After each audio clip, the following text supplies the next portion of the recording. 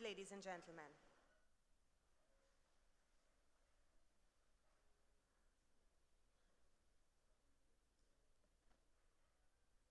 Dr. the Honorable Keith Christopher Rowley, political leader of the People's National Movement and Prime Minister of the Republic of Trinidad and Tobago, who is on his way and who is listening live on radio. The Honorable Brian Manning, Member of Parliament for San Fernando East.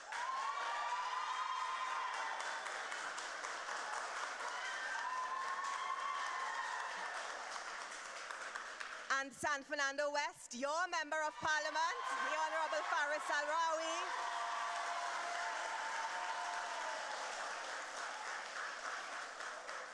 And together, His Worship, the Mayor of the City of San Fernando, Alderman Junior Regrello,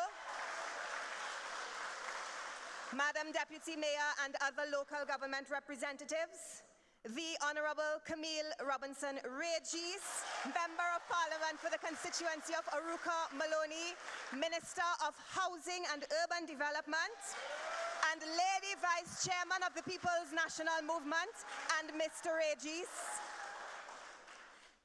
Mrs. Joan Yule Williams,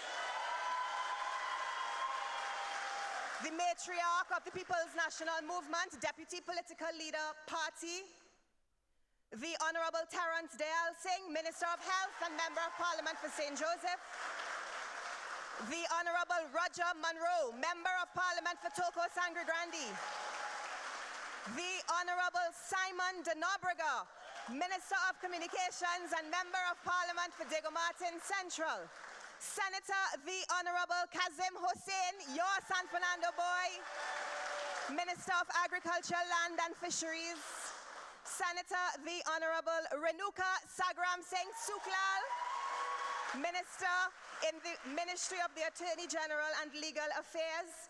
And ladies and gentlemen, it is my pleasure to introduce to you tonight our newest senator, hailing from Scarborough in Tobago. Senator, would you please stand? Senator Lawrence Hislop.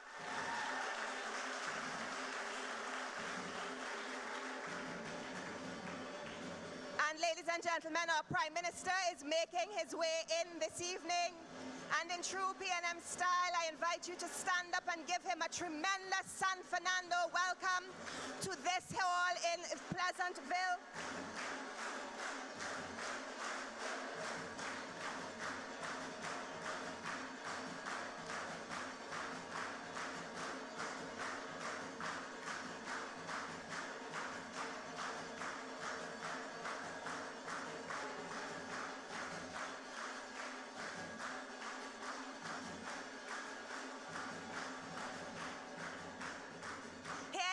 Ladies and gentlemen, he is the captain of the Trinidad and Tobago ship.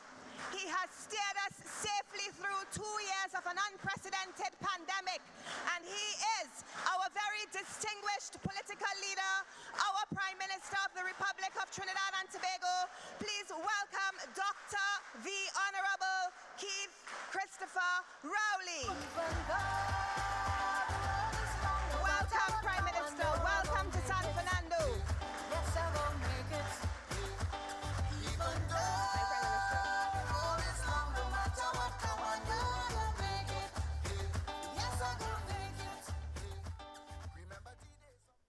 And after that thunderous San Fernando welcome for our Prime Minister, permit me please to recognize the Assistant Secretary of the PNM, Mr. Daniel Duki. We must recognize Mrs. Hazel Manning, former Senator and Government Minister.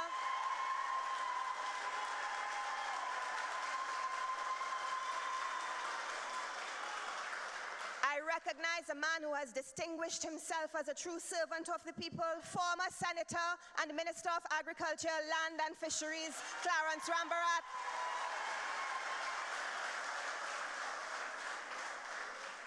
Chairman and Executive of the San Fernando East, West and Pointe-a-Pierre constituencies, supporters, friends, well-wishers, the viewing and listening audience, good evening and welcome to the PNM's platform of truth. Welcome to the only place in which you will be educated, informed, and filled with facts and more facts. Tonight, Trinidad and Tobago is a turning point for our country. Tonight, we in the PNM call upon each of you present here tonight, all of you viewing online and listening on radio, all right-thinking citizens of Trinidad and Tobago. Tonight, I call upon you to take a stand in support of your country, your government, and your Prime Minister.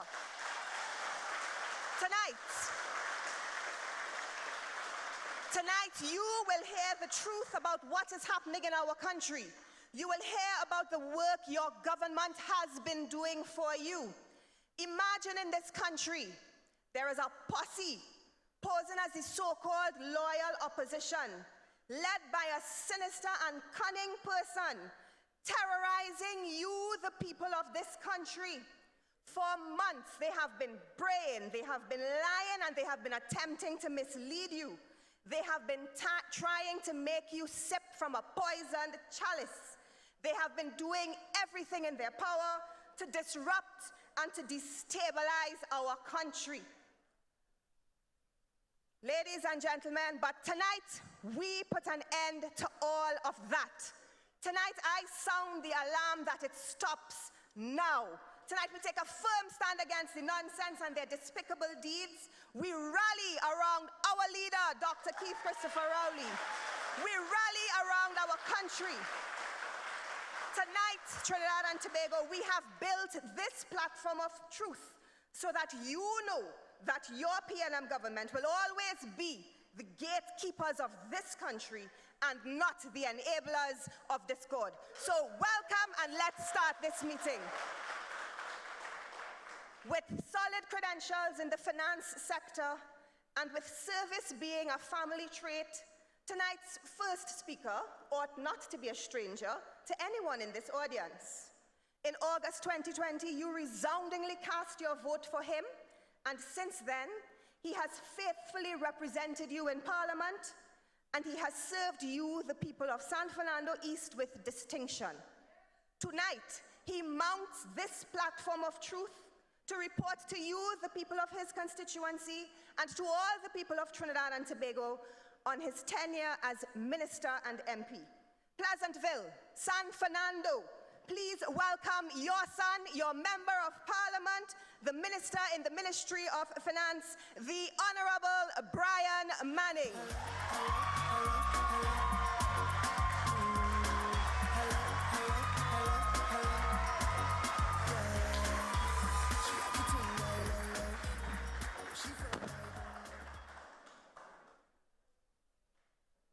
Hello, Pleasantville. Hello, San Fernando East. The greatest constituency in Trinidad and Tobago. Thank you for coming this evening. Honorable Prime Minister, Dr. Keith Rowley, MP for San Fernando West, Honorable Faris Alwari, Mayor of San Fernando, Mr. Junior Regrello, Chairwoman of San Fernando East Executive, Mrs. Patricia Alexis, members of the media, thousands at home, welcome. I would like to begin by thanking all the hard-working members of the San Fernando East Executive and our chairperson and various party groups and councillors for weathering the storm caused by this global pandemic. Ladies and gentlemen, it has been a rough couple of years for all of us. Lots of us have lost livelihoods and loved ones. But we have weathered the storm. The People's National Movement and this government have stood like a bridge over troubled water and led us like Moses out of Egypt to the other side of this deadly pandemic. It has been a long and difficult road, but tough times don't last. Tough people do. And we have proven ourselves to be a tough people.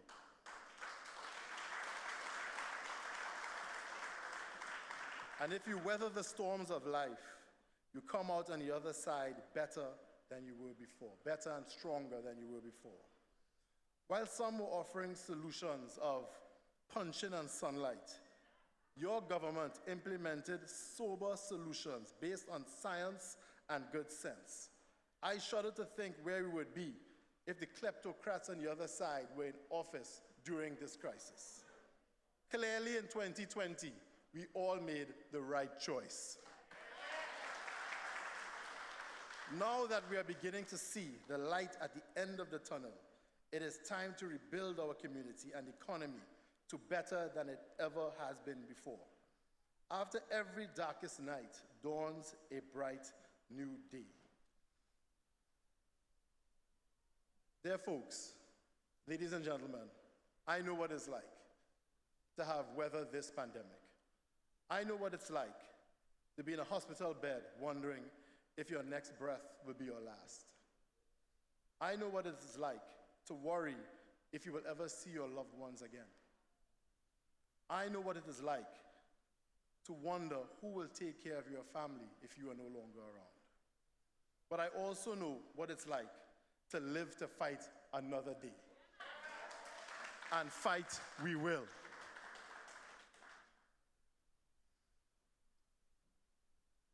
As a party, we have been consistently on the ground, assisting those in need and assisting the most vulnerable amongst us during these troubled times. We started walking during the election campaign of 2020 in San Fernando East, and we haven't stopped since. Every weekend, our troops are on the ground, going door to door, house to house, speaking with constituents, meeting with persons on the ground to understand what the issues are in our community so that we can better serve the people who elected us. Why do we do that? Because it is all about people. That is what we are about, and that is what the People's National Movement is about. We started walking in 2020, and we haven't stopped since. In San Fernando East, we are about honest, hard work and delivering to the people and electorate of our constituency, and it shall remain that way. Let me take the time to list for you some of the achievements we have had in San Fernando East in the past year and a half. During this pandemic, we provided over 8,000 hampers to the most vulnerable citizens of this constituency. 8,000 hampers.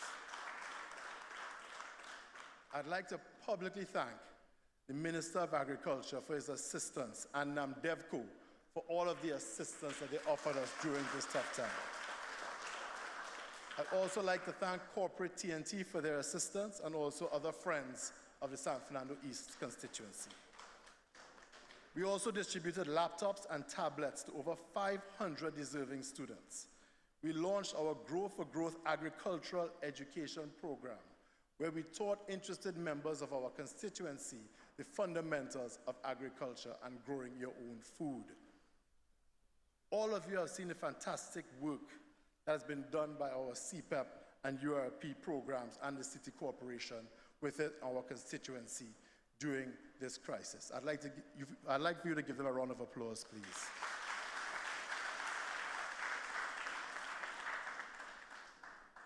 Now in the city of San Fernando, we offer decentralized HTC services.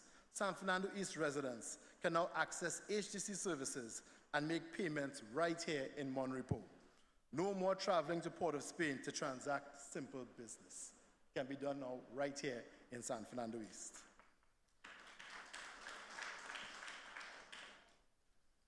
We have improved the St. John's Community Center grounds.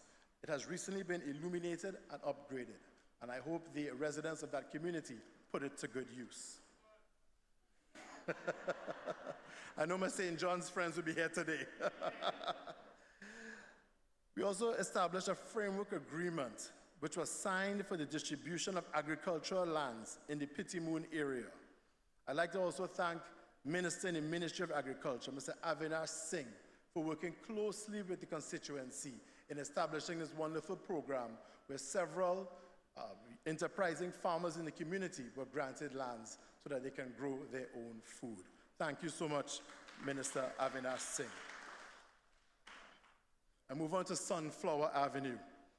I know a lot of you were concerned about that area. When I walked the area during the election campaign, I saw the overgrowth of grass in that area right behind Pleasantville Senior Secondary. And I said to myself, something had to be done. After several delays, I'm proud to announce that work on that area began on Monday and will continue until it is finished.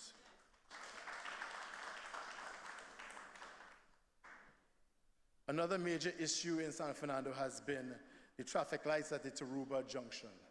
Do not think that we're not aware of the issues that are going on.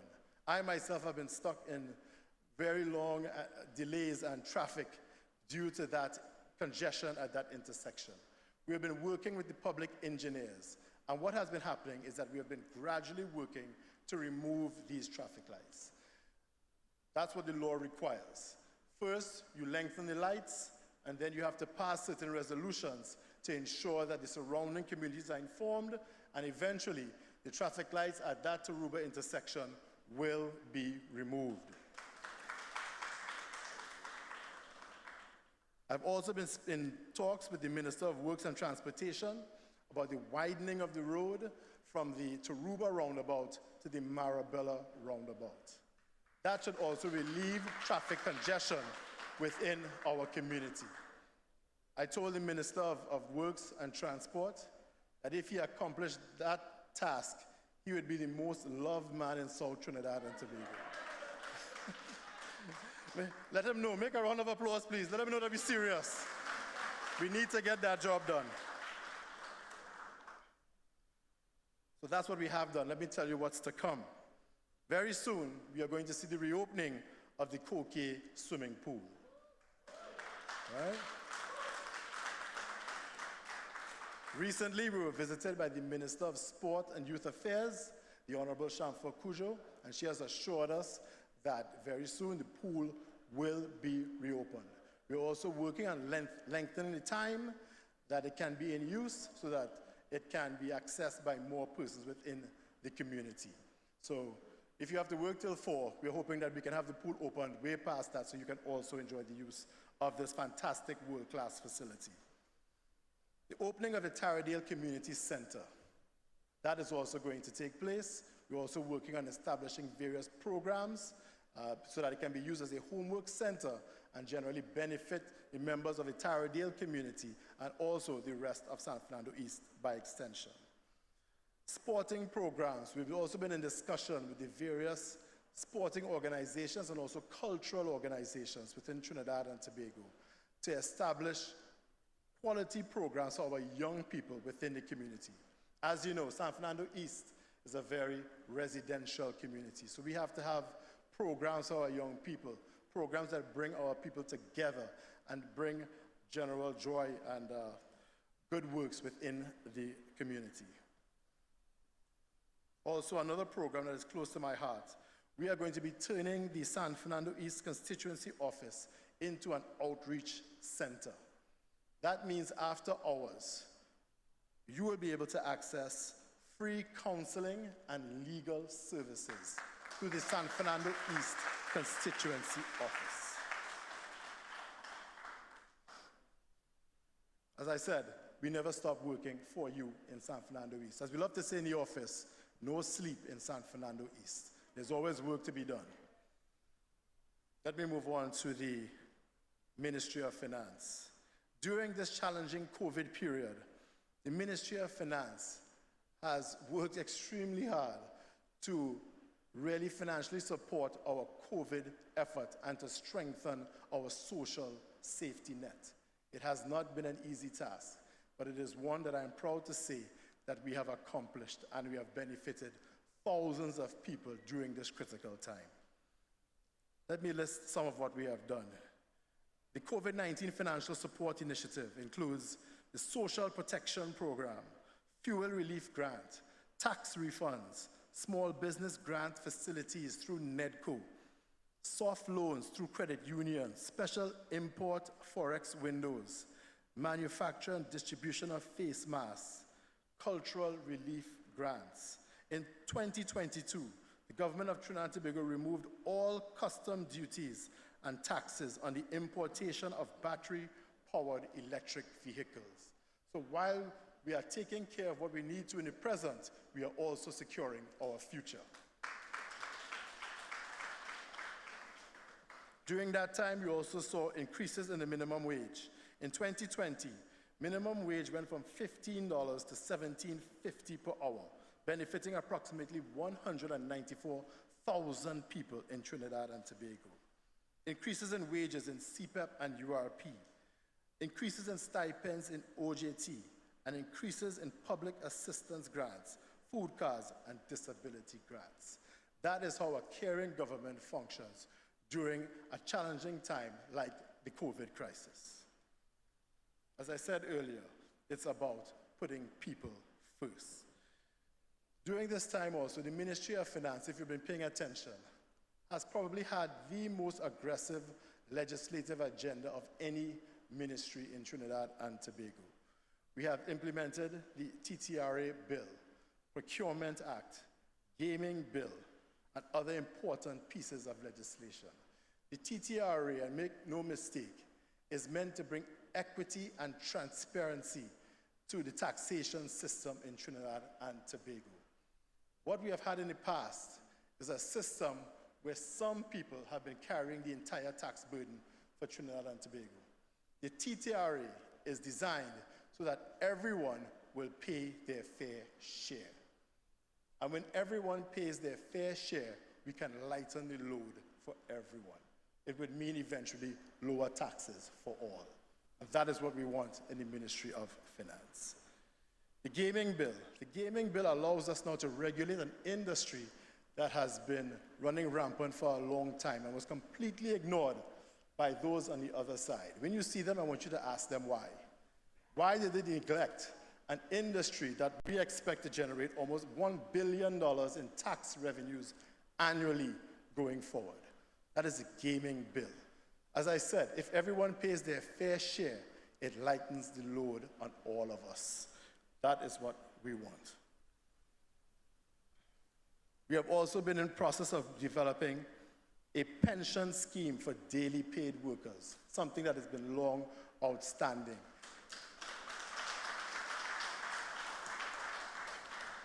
And I'm proud to say that very soon, this legislation will come to Parliament, and I expect it to be passed.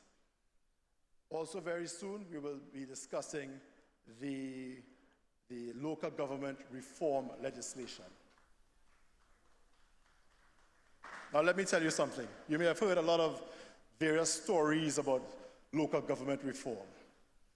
Local government reform was really about using revenues raised within the various communities in those communities. It was meant to benefit the communities in which those revenues were raised. In a constituency that is highly residential, like San Fernando East, where do you believe the majority of those revenues would come from? It would come from property taxes. So when you hear those on the other side calling for local government reform, or trying to block property taxes at the same time, you know that they are not being truthful, which is how they operate. I promise you, ladies and gentlemen, the average citizen of Trinidad and Tobago has nothing to fear from property taxes. It would be minimal for the vast majority of us. I heard one trade union leader saying that he wanted a wealth tax and not the property tax. But the property tax is a wealth tax. Clearly, the more expensive your home, the higher the possible rental income, the higher your taxes.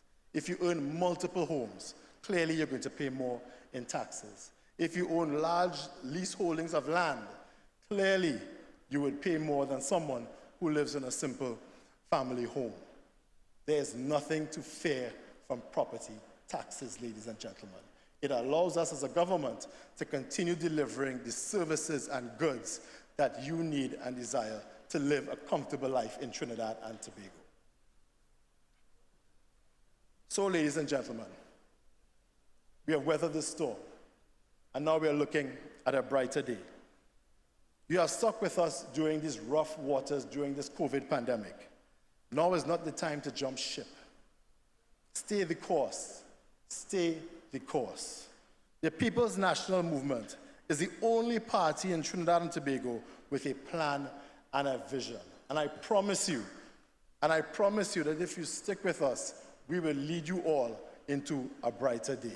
Thank you, everyone. And great is the PNM. Great is the PNM. Great is the PNM. And it shall prevail. Thank you. Hello. Yeah. She had the thing I love. Where she from, I don't know. Rock she waist and go low. Pick up the place like a dojo. Thank you very much, Member of Parliament for San Fernando East and Minister in the Ministry of Finance, the Honorable Brian Manning, ladies and gentlemen. San Fernando, I have to tell you, down here always have all the tempo. Y'all are fantastic. Ladies and gentlemen, also a descendant of a long and distinguished line of politicians, our next speaker's first foray into active politics came when he served as the legal advisor to the then chairman of the Tunapuna Piarco Regional Corporation, Alderman Jerry Nares, back in the 1990s, and when he also served as chairman of the St. Augustine constituency. It followed in the early 2000s that he was appointed as an alderman in the Port of Spain City Corporation.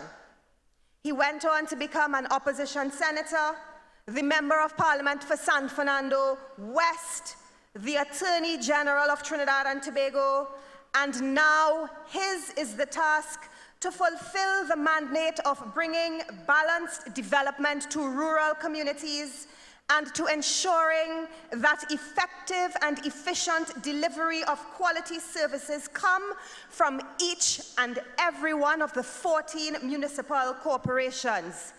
He is known to be a very hard worker and a high achiever. His was the greatest number of pieces of legislation ever brought to the Parliament by an Attorney General.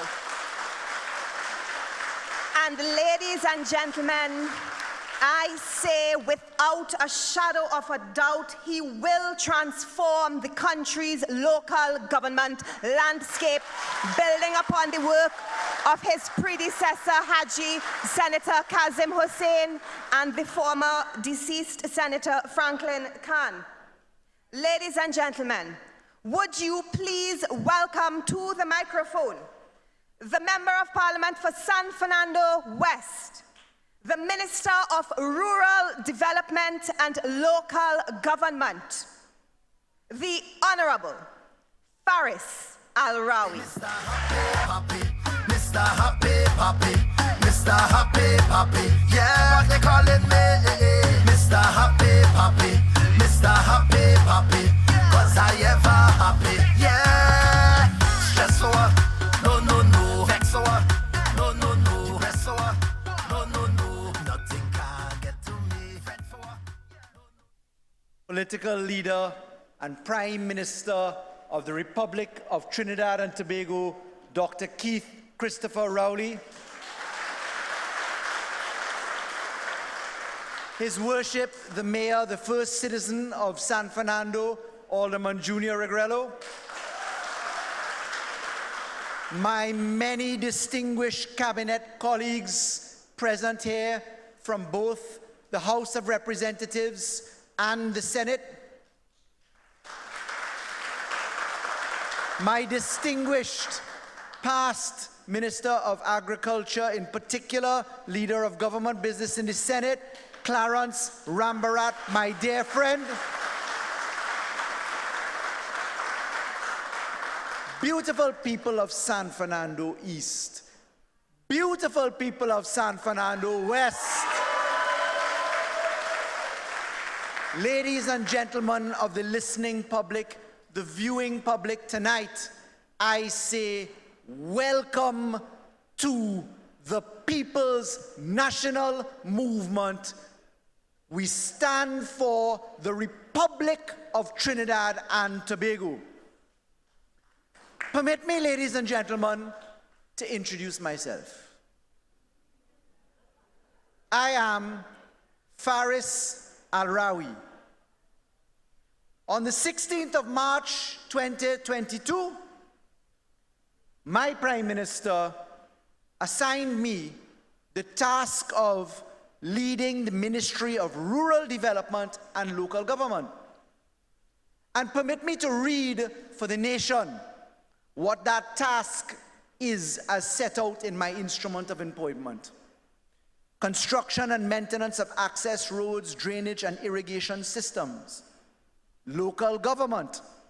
Monitoring of work program of all service delivery agencies to ensure optimal benefit for rural communities.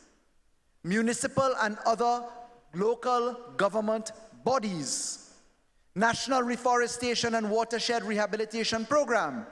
Parks and recreation grounds. Public health and sanitation. Rural development planning and management, waste management. And listen to this as I say it slowly.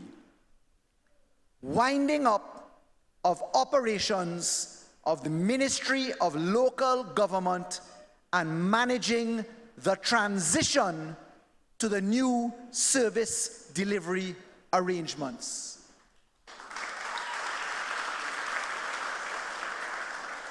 Let me tell you why I have introduced myself.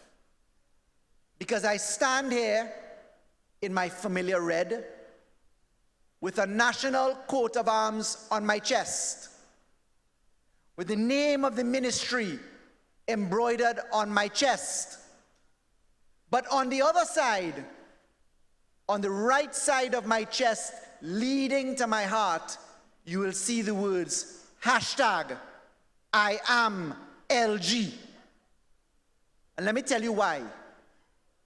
I am, as we must all be, local government. I say that because local government must encapsulate rural development and become one. I say that because this task, in my mind, is one that I consider to be the most important task that I have been given in the history of the work that I have happily accepted at the invitation and by blessing of the Honorable Prime Minister. This task I rank as number one. Let me tell you, ladies and gentlemen, you know me, and you know I'm a man of data. You know I move with pace. You know I have energy. You know I don't walk, I run. You know that I smile. You know my back broad. You know I'm accustomed to pressure. I learned from one of the best, after all. But let me tell you this. The Ministry of Rural Development and Local Government is thanks to the hard work of my brother and colleague, Senator Kazim Hussein, and thanks to the efforts of the late Franklin Khan, it is at the cusp of delivery for the people. It wasn't built by mistake, because sitting in this audience is the very distinguished and lovely Hazel Manning. Sitting in this audience is Lady Joan, as I refer to her.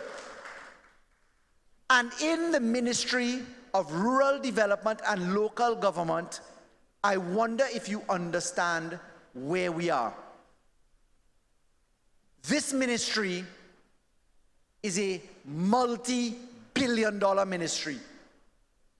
This ministry touches 14 regional corporations. This ministry manages CPEP, rural development, afforestation.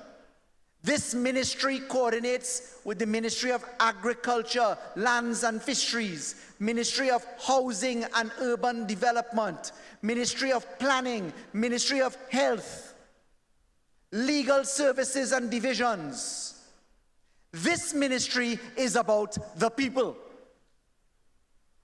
and as a member of Parliament duly elected twice by the people of San Fernando West, I return with pleasure for the purpose of serving people in local government.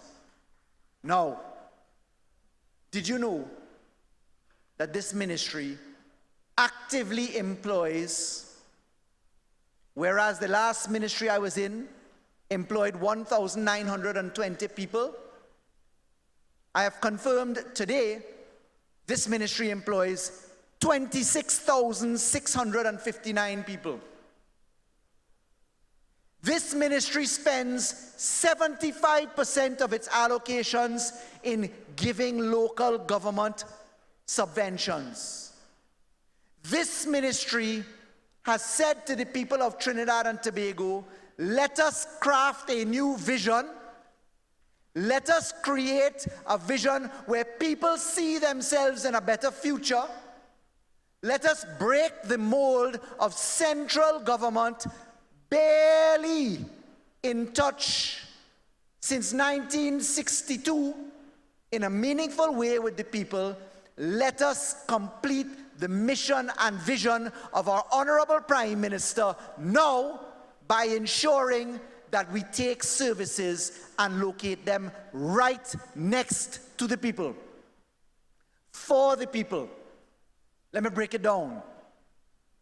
Is it dignity to have people turn up at a cashier to make a payment, to find out the cashier is not there, to pay for a food badge? Is it dignity for a market vendor at 2 o'clock in the morning and 3 o'clock in the morning at the Northern Wholesale Market, at any one of our markets, to have to wait to pay the stipend that is paid and find out that it is rejected or the payment is lost? Is it appropriate for licensing committees to not be in existence? Is it appropriate for people to sit in their homes and not have satisfaction that their bulk waste is moving, that their garbage is moving, that when they make a call, that their lights can be coordinated? Is it time for us to say that coordination of services must be bettered so that when WASA digs a hole on the brand new Corporation Road, that we don't have to fall into it? Is it appropriate, ladies and gentlemen, to understand that you live next to grass that is 13 feet tall? Now, these are things that I'm saying that we all relate to. Councillors here from the San Fernando City Corporation can testify. I, as an MP, Brian Manning as an MP, San Fernando West, San Fernando East, we know, because these are the complaints that we get. The request for job opportunities in the corporation, the request for services at home. My job is to bring what I am good at into this ministry. And permit me to suggest to you what a different Trinidad looks like. Notice I said Trinidad, because my role in the municipal corporations is for the 14 here. When I deal with CPEP, it plants into Tobago, but the THA has a model that allows it a degree of autonomy such that a Tobago alderman is not the same as a Tobago secretary, because they are councillors and not aldermen. They are secretaries and not councillors. You get my drift. Tobago is run differently. And at the cusp of bringing to life local government reform legislation, which I had the pleasure, while supervising in a different way, to bring to life whilst my colleague Clarence Rambarat chaired the committee that worked on the report, I have the pleasure of witnessing the law meet the Parliament tomorrow morning. But ladies and gentlemen, it is not a matter of law. law is good on the books. It is the operationalization of law so that you could feel the benefit of law. What do I mean? Thanks to the Honorable Prime Minister, I had the pleasure of ensuring nobody had to reach inside of a registry to go and pay for a birth certificate. Online, click on your phone, TT Post in your hand. Thanks to the Honorable Prime Minister, we have already dealt with the issue of installing digital tracking of services. So when you call the Ministry of Rural Development and Local Government and you make a complaint to a corporation, that you know that somebody is tracking your services. So that you know that it's going to come to you and it didn't get lost in a piece of paper that got lost at the end of the day as you feel frustration in the delivery of services. Imagine a world, ladies and gentlemen, where on an app on your phone, you can report the leak at your ground, the overgrown bush next door to you, the light that is not working, and know LG has already built the app. Know that the e-vote book to make sure we could track expenditure is something that we already implemented in another place, in a different incarnation, and therefore you are building the ability to take what you have from one arm of government and put it into another arm of government, because we are not reinventing the wheel. You may have heard me say this before. Meaningful transformation is a combination thing for me. Plant and machinery, people, processes. I used to refer to the law, I still will, because under the Municipal Corporations Act, which is now my universe, you have to have systems.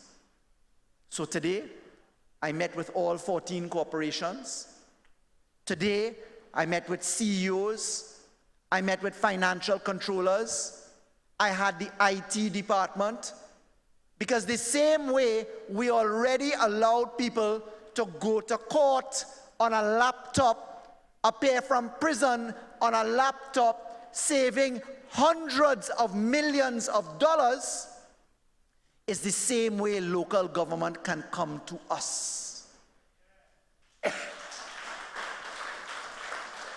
This is the reason that I wear tonight the coat of arms on the left of my chest and not just the balize. Because tonight I am talking as local government for the whole country. Today I said to the chairman, imagine a world, as some of the chairmen said to me, well, we'll see what tomorrow brings in the debate. I said, oh really? I want to assure you, whatever it brings it for all of us. Because in the local government reform is the message that says, councillors elected, aldermen appointed, move into full time in a municipal council. What does that look like? That looks like a parliament. They move to 4 years. Their job is to make policy for the good governance of the corporation. Our corporation in San Fernando is nearly 50,000 strong. Some corporations are 148,000 strong. We then say, as I said to the chairman today, what could be wanting in having an executive council? What is an executive council? It looks like a cabinet.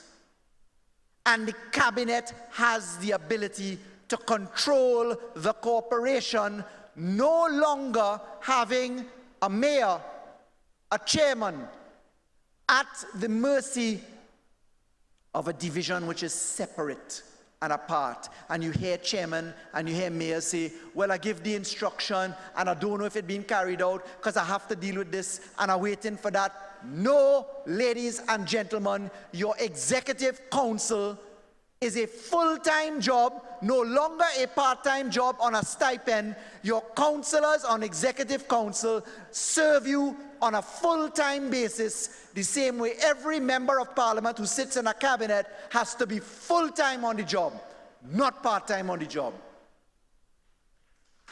Ladies and gentlemen, my brother and friend Terence Dialsing, he ran the Ministry of Health in a very difficult time.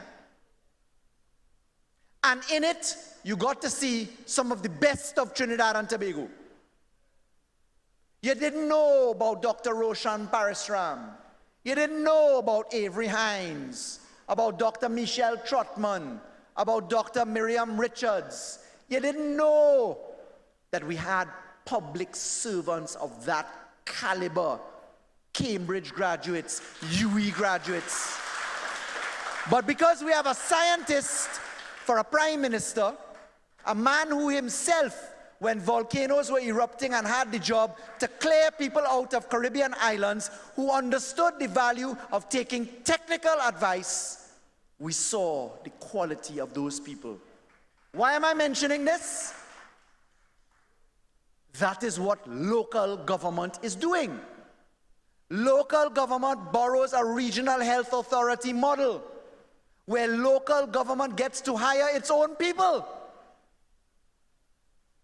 But ladies and gentlemen, remember Max Senhouse?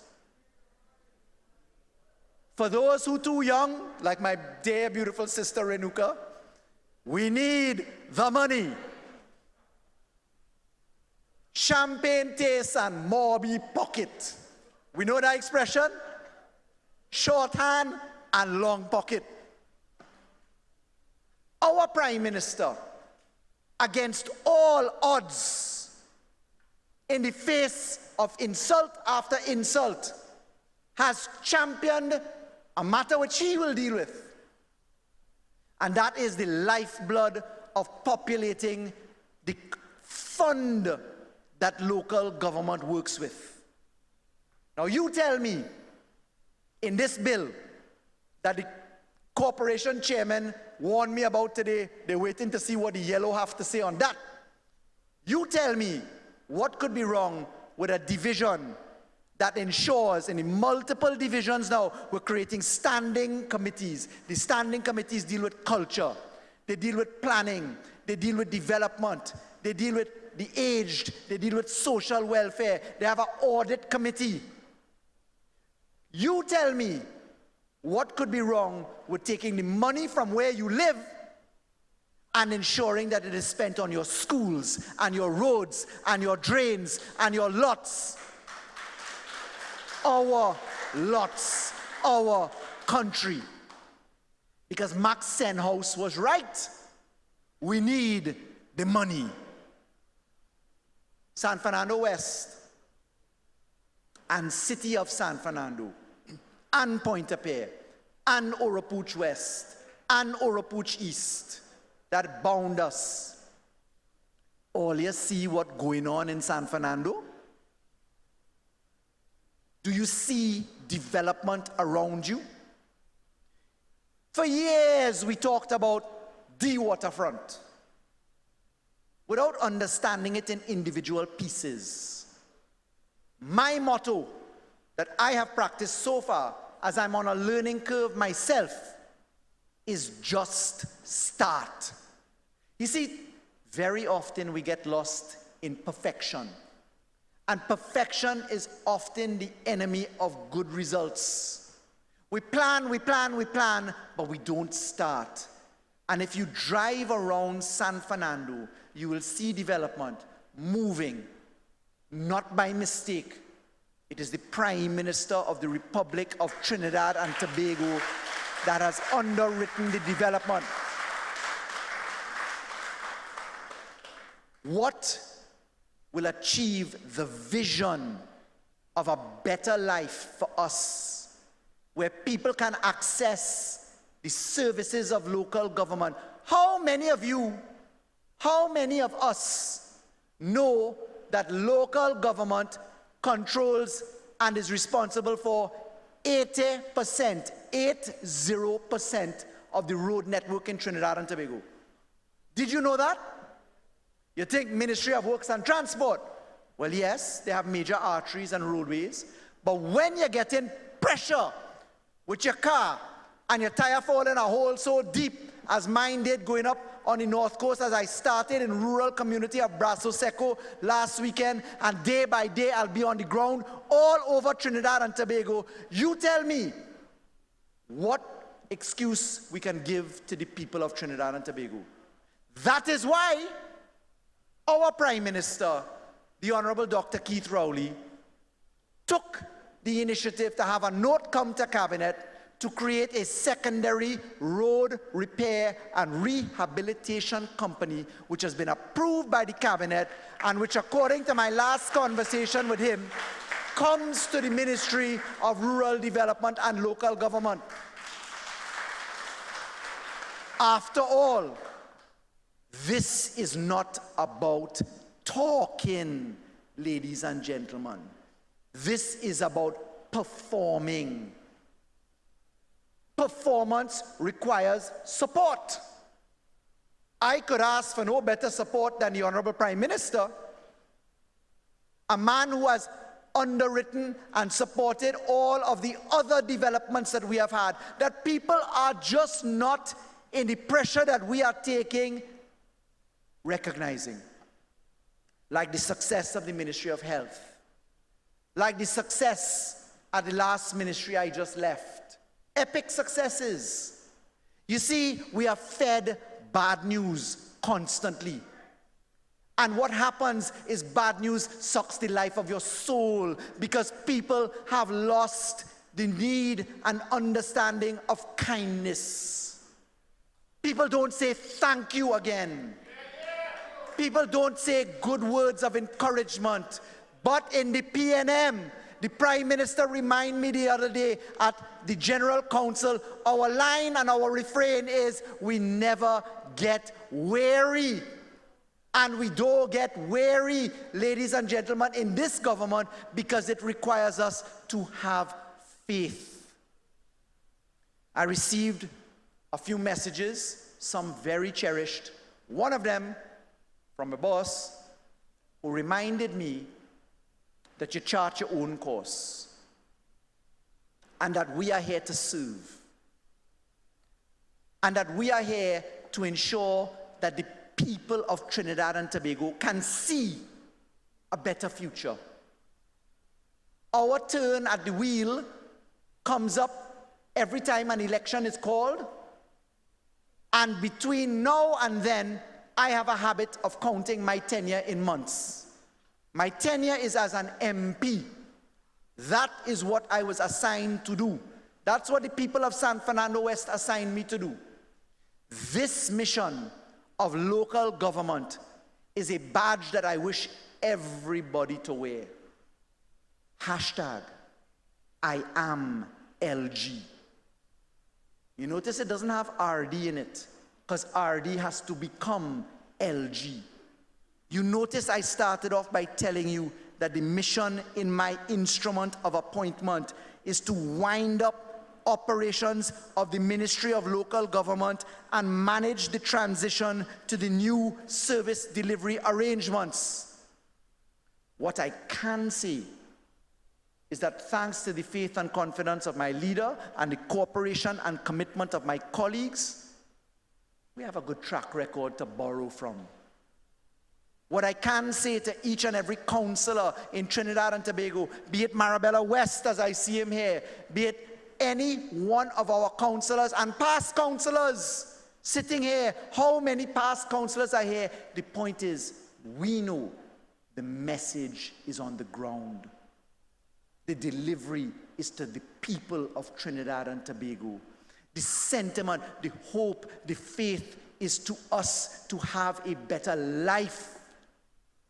And there is no better understanding of any ministry closer to the people of Trinidad and Tobago, you know I like to boast about my ministries, than the Ministry of Rural Development and Local Government. From the minute you open your eye and your nose start to smell what is next door to your lot, to understanding what was picked up or what was not, to understanding the epic opportunity of a recycling industry, a multi-billion-dollar industry, to understanding that agriculture fits into rural development and local government, so that the truth that money does grow on trees becomes a reality. People forget that agriculture is money, and money can grow on a tree provided you have the coordination of resources, you have the technology and learning, you have the ability to create the structure, you put it on the land, you grow it, you sell it, you move it to market, you move it to manufacturers, you take the money and you reinvest it in the communities right where they are. Bayshore, as we build 400 HVIP homes. And if you've never seen them, folks, go and see them. It's done right next to an agricultural farming community. That is rural development.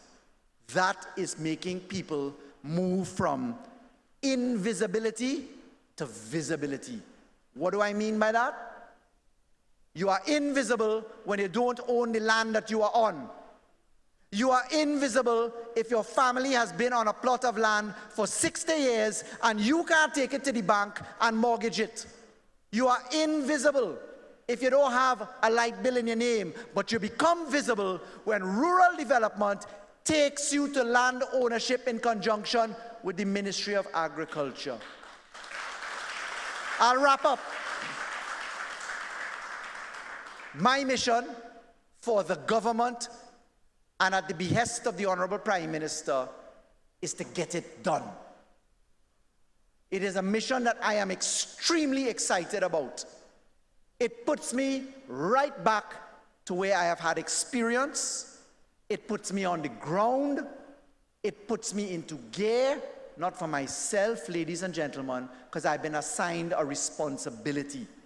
What I can promise you is I will give you my heart and soul and every living, breathing breath that I have of commitment and hard work. Honorable Prime Minister, honorable colleagues, with your coordination and support,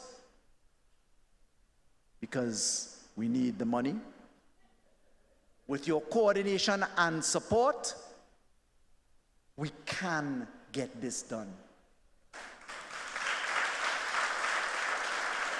I am Faris Al-Rawi, Minister of Rural Development and Local Government. Hashtag I am LG. Great is the PNM, and we can and will prevail. Thank you, ladies and gentlemen. Mr. Happy Papi, Mr. Happy Papi, yeah, they calling me Mr. Happy Papi, Mr. Happy Papi.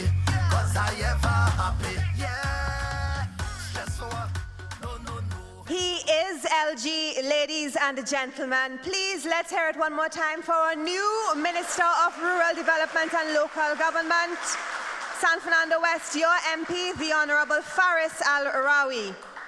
Please permit me to recognize in our audience this evening, ladies and gentlemen, Senator the Honorable Randall Mitchell, Minister of Tourism and Culture.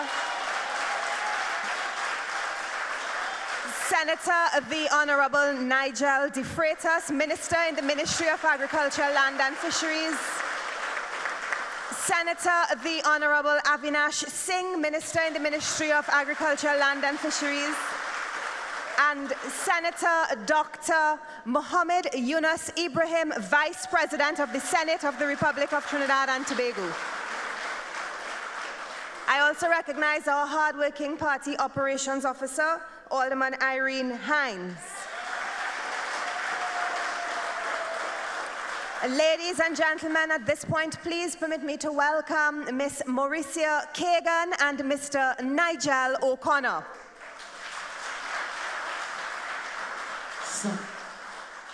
Good evening, everyone. It's only one of us today. Doing this for my San Fernando people. I want to see some hands in the air, all right? Yeah. We're bringing some tempo forward here. More volume. More volume, man. Volume, volume. I can't take this tension. It's too much to mention. But a spin too small for the carnival. I know what will happen. This is 77. It's people like Red down in Port of Spain, Marie Square Hut, Charlotte Street Hut, jumping out of here. Everybody, let me hear you. I'm going down San Fernando. Don't they have plenty tempo? At the deal of extra jamming sweet. I'm going and join San Fernandans and roll down Coffee Street. So give me more tempo. And what we bringing for them? Fire. Fire. Push it up. Fire. Oh Lord. Fire. Bringing this one from the Lady Rose, man. I find the quiet, man. Wake up, wake up, wake up. Falling like somebody crying. I could imagine what was happening when I saw this old lady running to she never sing. Never, come along, my house on fire. Let me hear you sing it. Fire, fire, in me wire. Oh, yeah.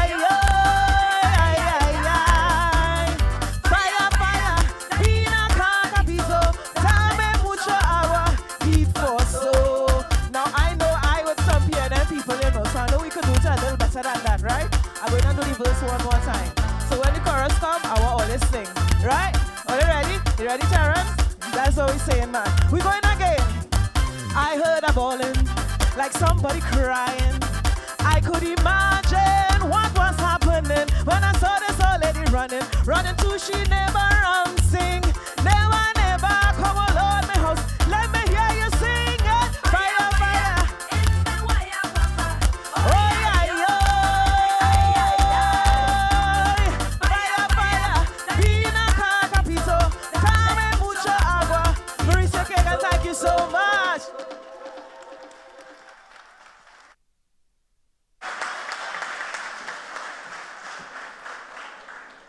Thank you so much to our beautiful songstress, Miss Mauricia Kagan. Always a delight when she graces us with her talent. Now, ladies and gentlemen, let's get down to business. Trinidad and Tobago, an indispensable condition for our country to be stable and to experience growth and development is that the People's National Movement must remain in government and that Dr. Keith Christopher Rowley must be Prime Minister of Trinidad and Tobago.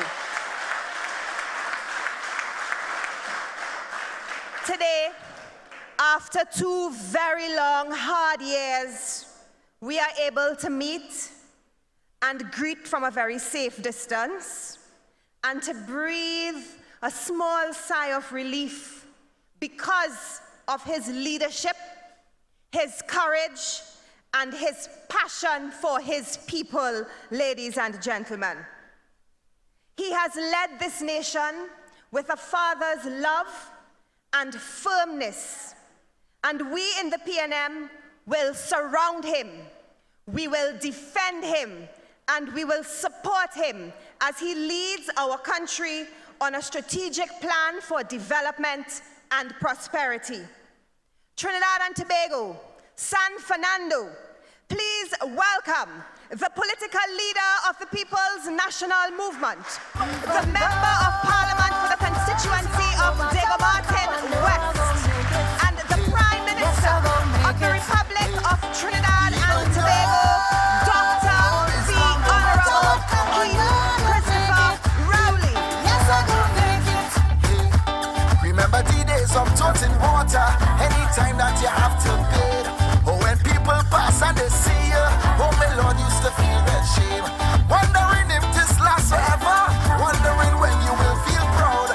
If it's one thing that he didn't tell me, there is sunrise after each cloud. I say, even though the road is long, no matter what come, I know I'm gonna make it. Hey, oh Lord, I'm gonna make it. Even though the road is long, no matter what come, I know I'm gonna make it.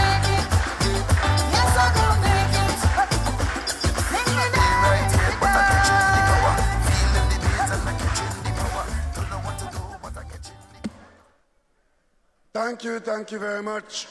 San Fernando, I have some bad news for you. I understand that our broadcast outside of this room is very poor, our streaming is very bad, and I don't know how come. But at least we are here, and in San Fernando, we are going to have our meeting. But I'm not surprised. But first and foremost, let me do the formalities of acknowledging my colleagues, members of cabinet, members of government, all of you here, and particularly former member of cabinet, Mrs. Hazel Manning. I didn't recognize you behind your mask. It's a good thing Brian was up here. I wouldn't have recognized you at all. And I would like tonight to take this very special opportunity where we are gathered in a hall like we haven't gathered for 2 years, to acknowledge the arrival into our team in the Parliament, Senator Reggie Amor, our new Attorney General,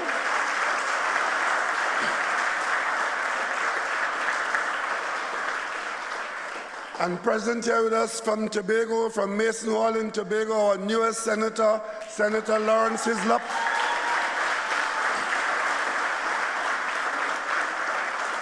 And I'm sure he's somewhere at home following us, our new leader in the Senate, replacing Senator Clarence Rambrat. We have Senator Amory Brown now leading us in the Senate.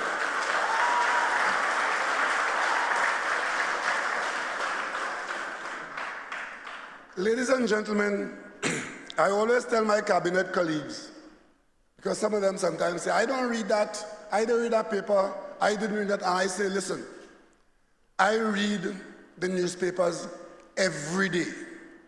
Sometimes, before I go to bed at night, I read tomorrow's newspaper, the newspaper the following day. Because I want to know what the people are being told and by whom.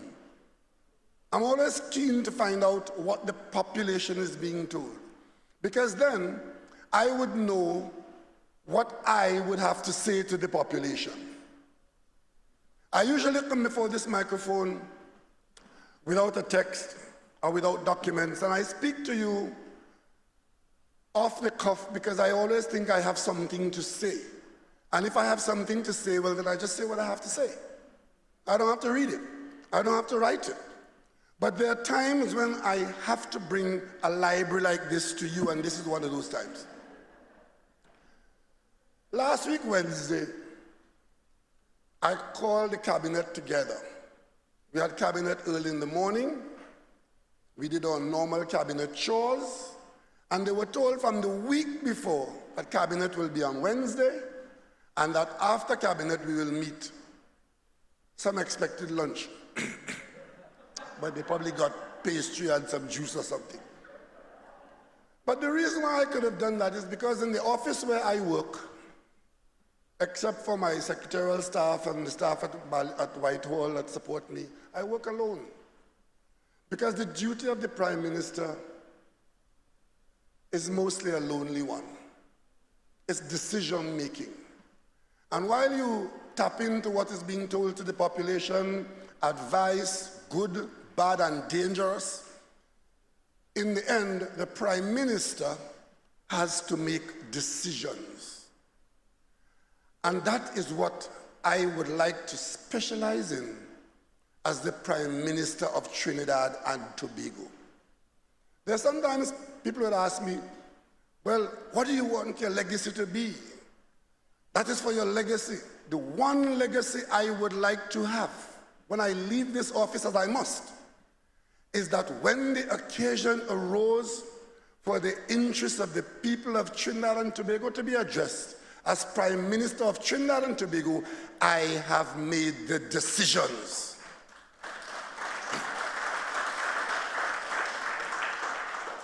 Because I genuinely believe that is why I have been hired as leader of a government, to make decisions, to treat with the issues in front of us. And having said that, this is a good time for me to say to you, the people of Trinidad and Tobago, those of you who were reading the papers over the weekend, Forget all this stupidness you read in the papers on the weekend.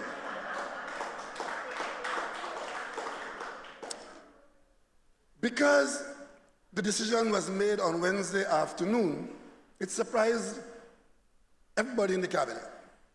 And it surprised a lot of people in the country, but there's nothing wrong with surprise. If you win the lottery, you are going to be surprised. You're buying ticket every day, but one day you win, you're going to be surprised. But if I had gone out championing that, oh, next 3 months you're going to have a reshuffle, as a matter of fact, one foolish opposition leader said, the country didn't call for an opposition, it was not called for.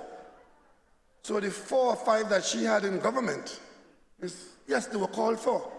Because she was leading a government that was collapsing every day, corrupt and incompetent every day. You were calling for it every day. But the government that I led, I'm glad to hear she said that it was not called for. It was a decision of management of the country's interests and planning as you could never have seen before. And in that management of planning, I took everything on board. As we got out of Christmas, we had a quiet Christmas, as you know. And then I'm faced with a plan to do some readjustments of the management system as we move forward into 2022.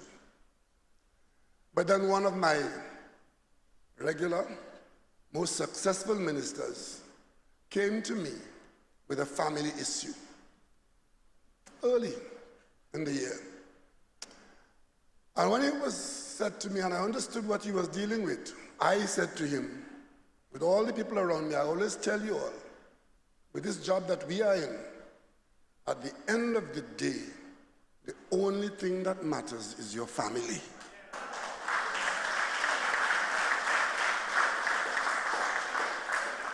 And if you require to adjust your contribution schedule to the people of Trinidad and Tobago for your family, then you have my fullest support. I speak here tonight about a hard-working minister, a patriot, a competent, a cool man, former Senator Clarence Rambarat.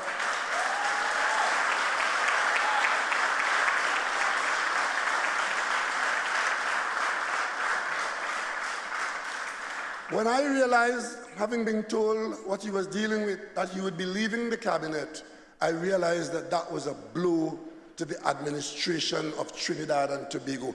But family calls and your family comes first, as mine does. Senator Rambarat, I thank you for a job well done.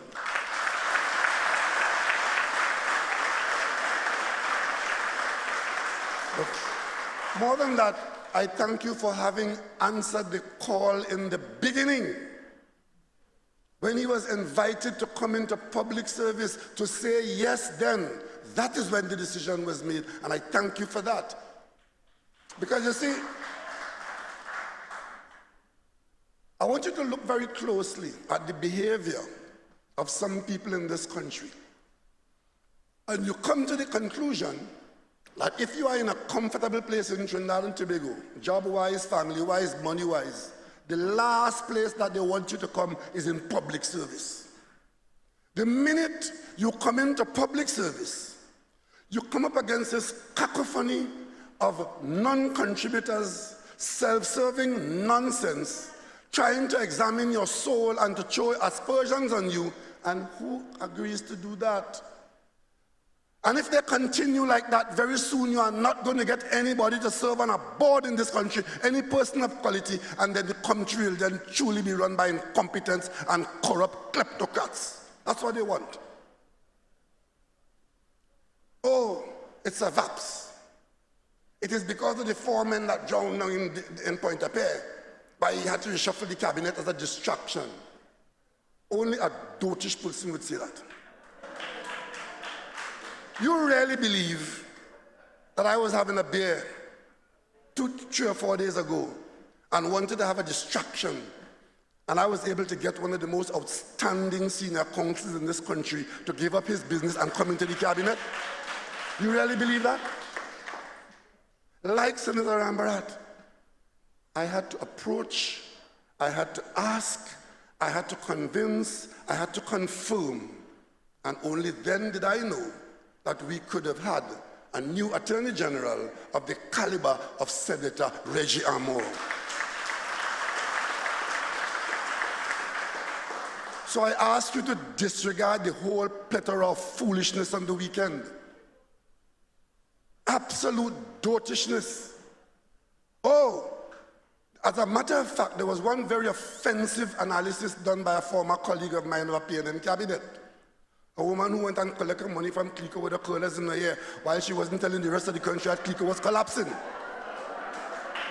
You know where she was?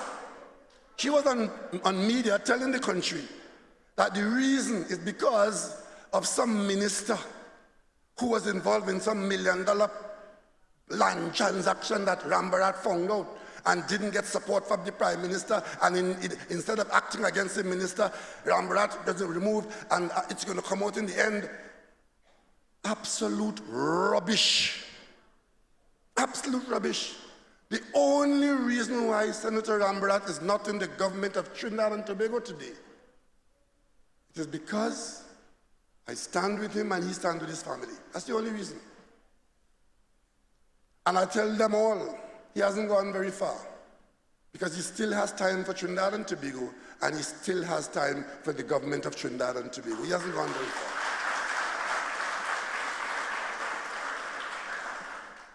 And oh, you didn't hear the other one. I spent 6 years every day, Faris.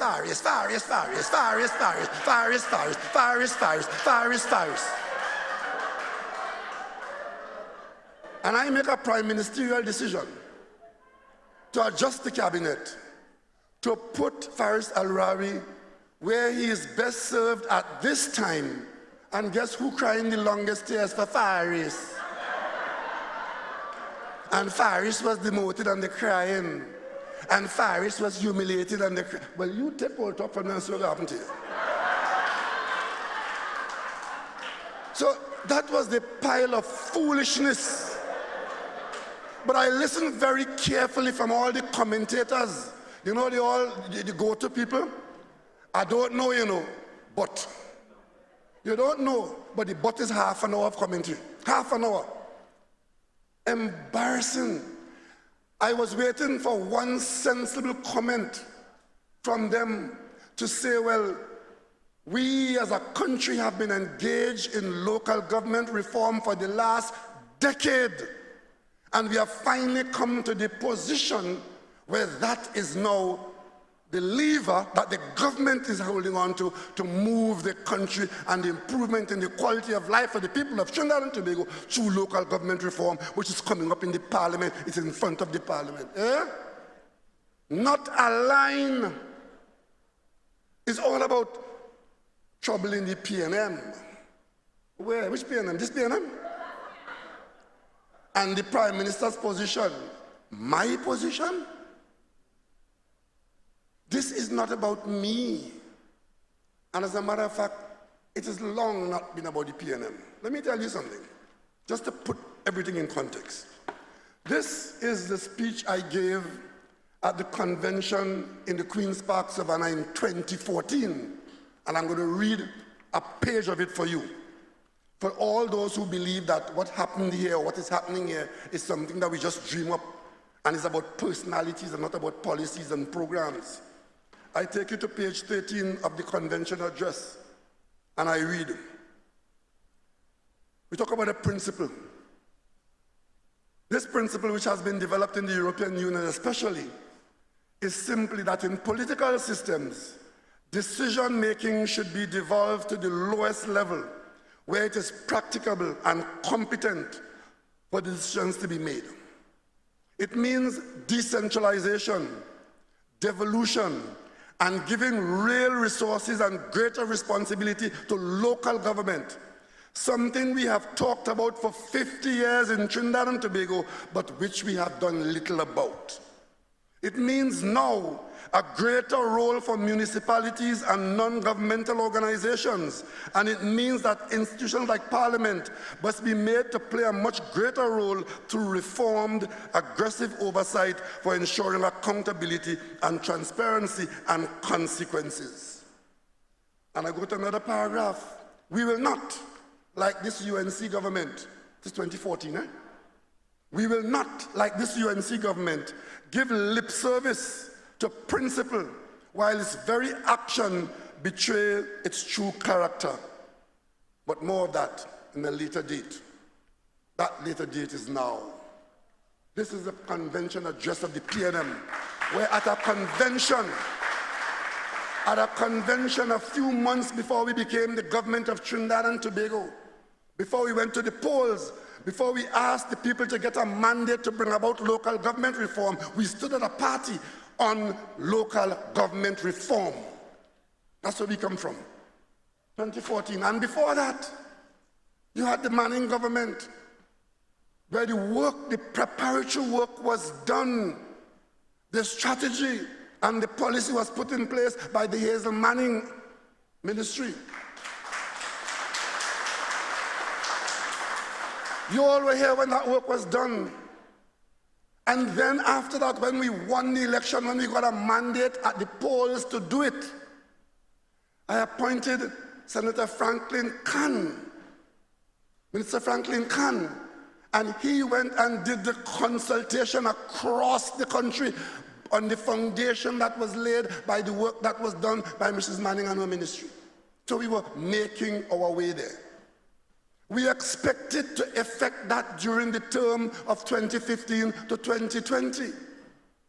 But that term, as you know, we had a lot of distractions of other things. One of the distractions, or probably the main distraction we had, was the Petrotrin issue, where I, as Prime Minister, had to lead teams of people towards a decision, one that you still hear about. In fact, one of the go-to men that they go to was the former Minister of Energy.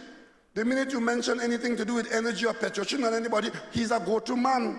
Let me read for you what he was saying to the Parliament before we became government in 2015. And I'm reading here from the Hansard of the 3rd of December, 2014. The same time I was talking about local government reform at the Queen's Park, Savannah, as a PNM in the opposition, he was talking as minister in government in the Parliament. This is a copy of the Hansard I'm going to read from now. And the time was in the Senate. Senate met at 11 o'clock that morning. And this is a statement by ministers. Statements are volunteered. You're not called upon to make a statement in the Parliament. The government decides that the population should be told something about an issue, and under the standing orders, you come and you make a statement authorized by the cabinet. This is what the minister then said to the country. I rise to make a statement on the financial position of Petrotrin in light of the low refinery margins over the last 2 years and the recent fall in oil prices and the expected further shrinkage of refinery margins. Petrotrin lost $346 million, which is unaudited in fiscal 2014 and just broke even in 2013. And I hope David Abdullah is listening to this, because he is one person saying that Petrotrin was making a giant profit when we took action against Petrotrin.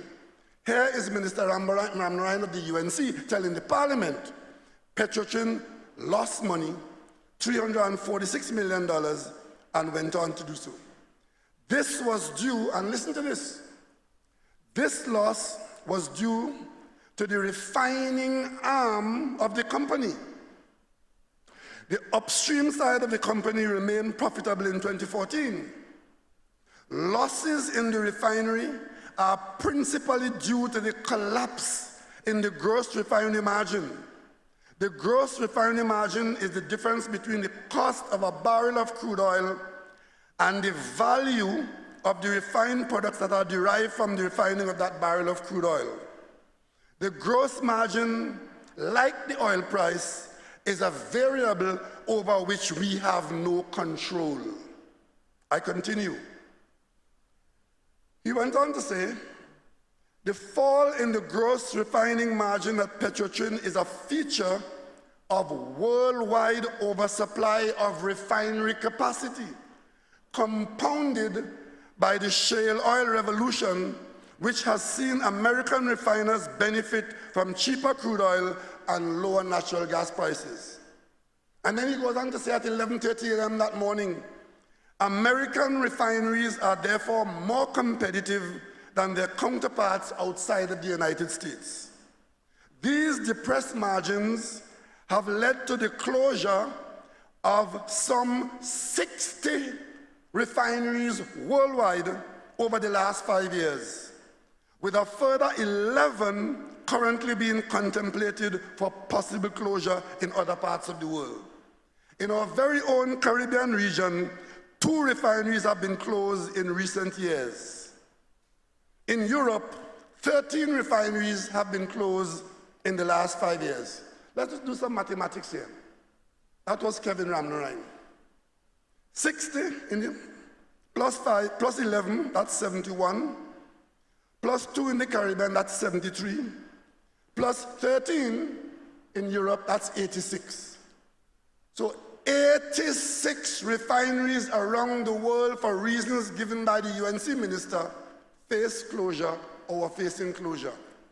But in Trinidad and Tobago, when we make the decision to close ours, the 87th refinery, they don't talk about how wicked the government is, and how bad the government is, and how we destroy the economy, and where this come from, and there was no decision, when in fact we had to take a fundamental decision.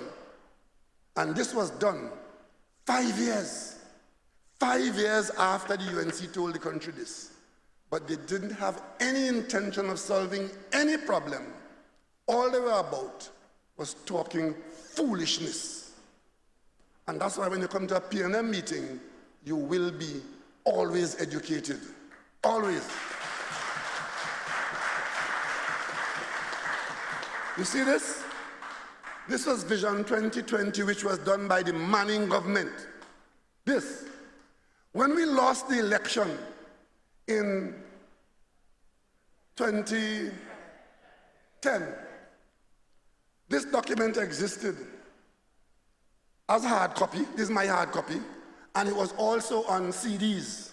It was there in the ministry, so a new government came in. You know what they did? They dumped it all in the BTAM. They called us at Balize House and tell us, come for all the Vision 20 documents, otherwise we're going to dump them. And some of us saved some of it. And the government, which Kamla Prasad Bisesa led, dumped all of the CDs and the documents in the BTAM. And that was the end of Vision 2020. But if you look in this document, which was not a PNM document, it was a Trinidad and Tobago document. If you go to page 173, you will see among one of the things that was required in Vision 2020 was to restructure local government, allowing citizens to participate in the decision-making process of local authorities.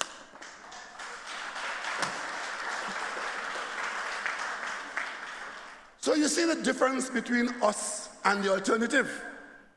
Way back in the formulation of the Vision 2020, there was a commitment by the country to reform local government. Way back at the PNM convention in 2014, on the verge of a general election, there was a commitment by the PNM to reform local government. And of course, when that is done, you're working with this. What is this? This is the report of the Joint Select Committee appointed to consider and report on the miscellaneous provisions Local Government Bill 2020. So this is what is before the Parliament. From the PNM Convention, after the foundation, we won the election, and of course, we proceed to the Parliament, and the Joint Select Committee of the Parliament, after Faris Al-Rawi and his team drafted the legislation, that was brought to the parliament. We could have passed it right then and there. But because it was such a fundamental document and we wanted to have more and more buy-in and understanding of it, it was sent to a joint select committee. Let me tell you who the joint select committee was. Clarence Rambarat, elected chairman of the committee. Camille Robinson Regis, Lisa Morris Julian, Esmond Ford, Keith Scotland, and Kazim Hussein of the PNM. That was the PNM group. The opposition had Khadija Amin, Vandana Mohit, and Anil Roberts.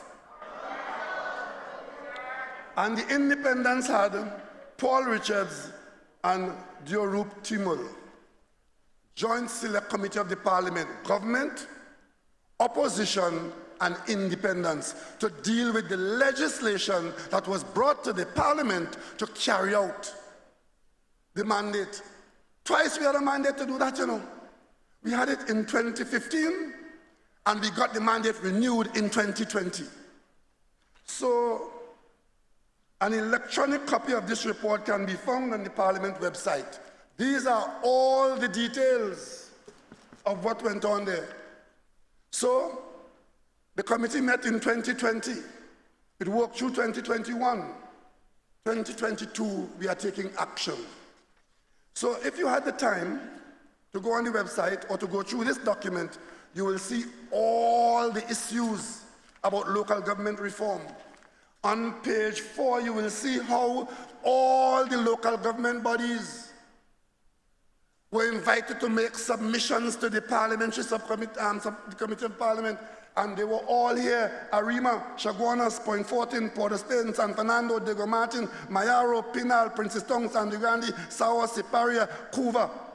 The only one missing, the only delinquent one here was Piaco, Tulapula Piaco, where one of our corporations decided that since the PNM position was clear through all these other PNM corporations, they will simply adopt it.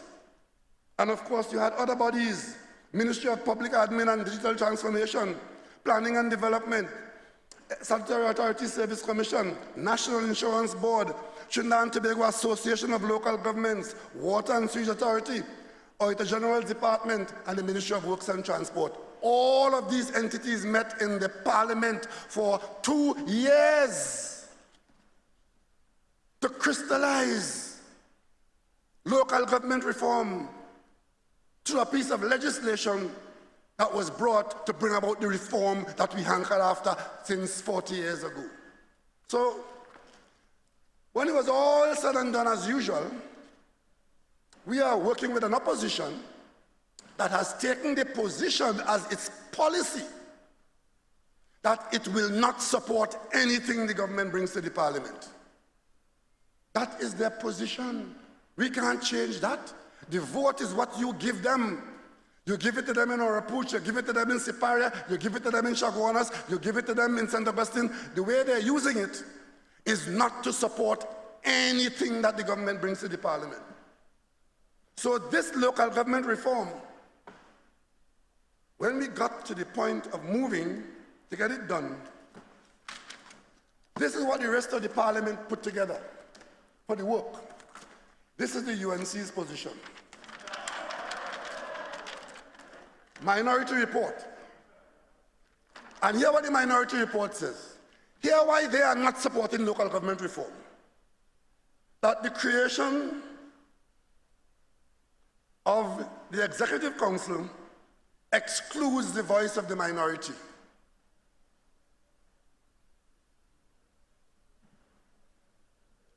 What is that? Whoever is elected as the majority, you are the Executive Council.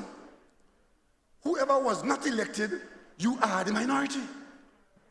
Go and ask Farley in Tobago. He has 14. Kelvin has 1. Whoever is not elected into the majority to form the Executive Council, what is left is the minority. But the UNC wants some reason not to support the legislation. So the number one reason is that the creation of the Executive Council in local government excludes the minority. You know what I'm saying? That the government of Trinidad and Tobago, which I lead, excludes the UNC. So they're not going to come to the parliament. That's what this is saying. Second reason, the opposition disagrees with property tax. Well, I disagree with drinking castor oil. But what does that have to do with local government reform as a matter? It might be very good for you.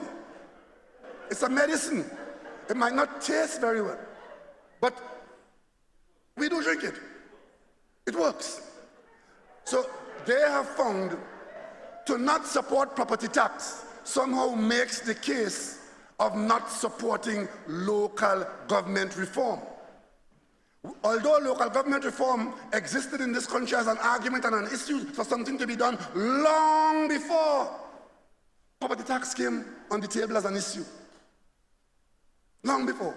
Now, third one, there are no provisions for equity in population, geographic size, and allocation of resources to each municipality. Lie.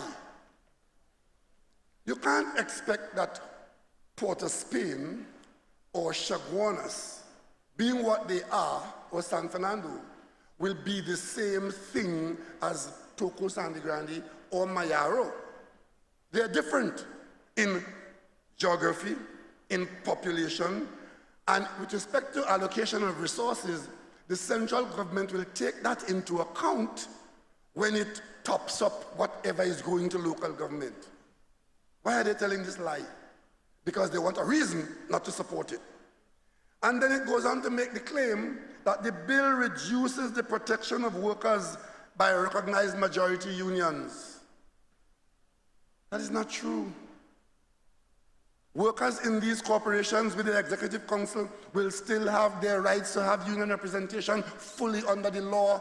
Are you saying that because Tobago have an executive council, that the workers in the Tobago House of Assembly have lost their rights to union representation? Or it is reduced? Is that what you're saying? And then, of course, this is the pièce de résistance. It says, not enough consultation. Not enough consultation? 20 years? 4 ministers? So, what was done in the Manning time with the Hazel Manning work, with that ministry where it focused on local government reform? What was done under Frankie Khan, where they consulted across the country? What was done by other people all the years? All of a sudden, the UNC want more consultation. And those are the reasons why the UNC will not support local government reform. It is left for the country. It is left for the country to stop focusing on foolishness and annoying people and focus on facts and on the situation in front of us.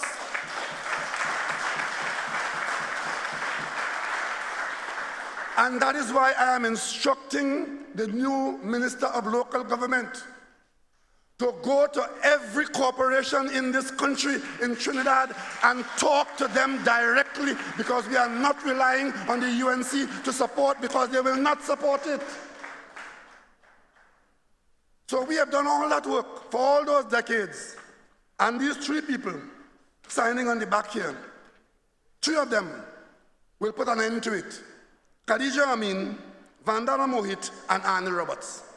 They don't agree. They don't agree. So local government must not be reformed in this country. You see, the approach of the UNC is to keep the country in a state of turmoil all the time. Never must there be a day when the sun should shine and you'll get up and say, what a wonderful day it is.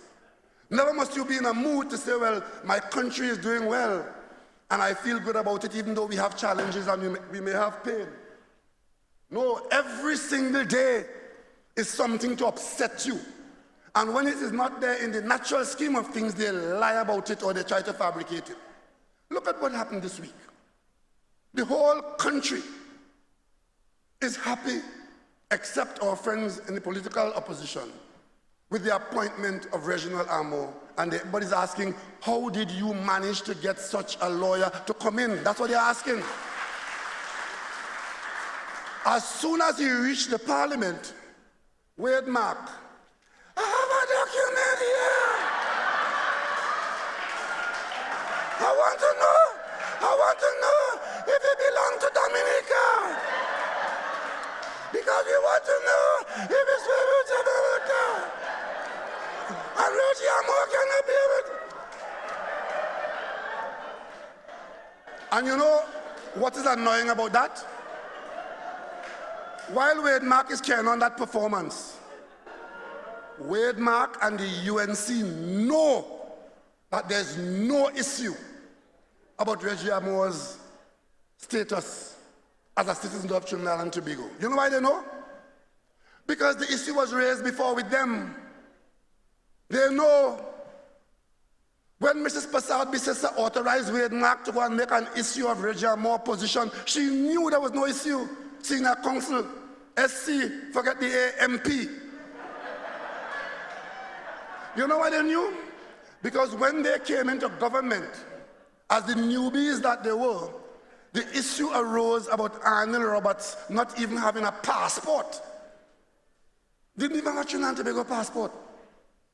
But the law is very clear, and under the Gypsy and Shaitan argument that went before, this issue was in front of this country. Can somebody be qualified to be in the parliament if they swear an allegiance to another country? The answer is no, you can't. If you, as an adult or a person of majority age, go to another country and take on their citizenship, to do so you have to swear allegiance to that country, and if you do that, you are disqualified from going to the parliament in Trinidad and Tobago. You could still be a Trinidad and Tobago citizen, you could have dual citizenship, but by that act alone, other things you can do, but going into the parliament you can't. But if on the other hand, you did not voluntarily do it, and you obtain that citizenship by birth, for example, we have foreign officers all over the world. If one of them, congratulations, if any one of them has a child while they're out there in South Africa, in Brussels, that child would automatically be able to access that country's citizenship. But the child did not ask for it. You were born there. And in those circumstances, where you got it by virtue of involuntary action, it does not disqualify you from being in the Parliament of Trinidad and Tobago.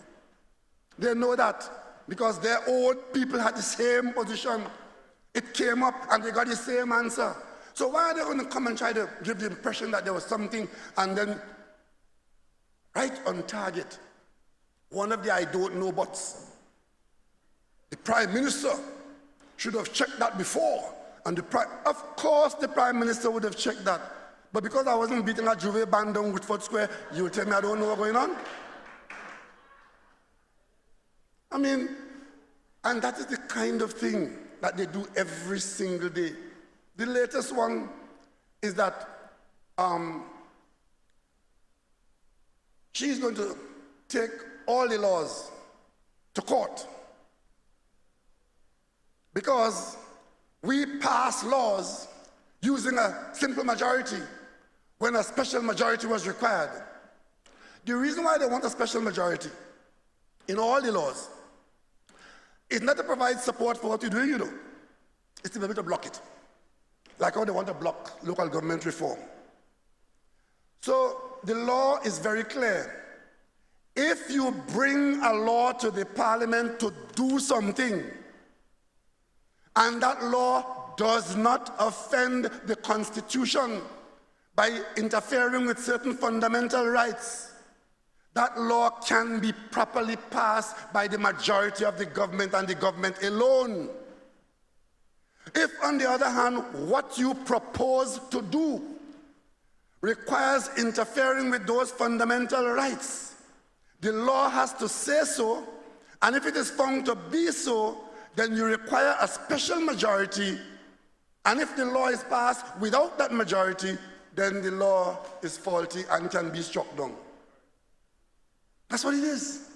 So if we try to do something, say to put 1,000 people in this room, and that is against the Constitution, and the opposition will not support it to give us the special majority, and we then say, you know what, we're going to put 80 people in the room, and the law allows 80 to be put without offending the Constitution, what do you need a special majority for? You only need the law passed by a special majority if you have in that law some provision that offends certain fundamental freedoms in the Constitution. But this senior council is going to go to court to strike down all the laws that Faris passed. Well, Faris doesn't pass any law in this country. It is the cabinet that authorized the law to come to the parliament, and it is the parliamentarians that pass it. But I only have one advice for her. Every time you go to challenge these laws, challenge it in your own name. Don't put no man of straw to go and tie up the court with foolishness. And when you lose, they can't pay cost. The last time we had an election here since 2015, 5 of them gone to court to prevent the government from being in office. They lost in the court. They went to the appeal court where the matter is final, they lost. Up to this day, the PNM cannot collect its cost from the UNC. Tonight, I want to call on Mrs. Kamla Prasad Bisesa, pay the PNM the cost.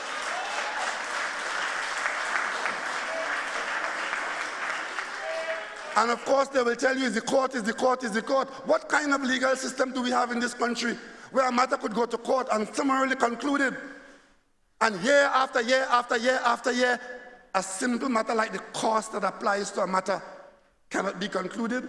And while you're not paying that, you lost in the lower court and the appeal court, you come talking about going to court to challenge law that was properly passed in Trinidad and Tobago?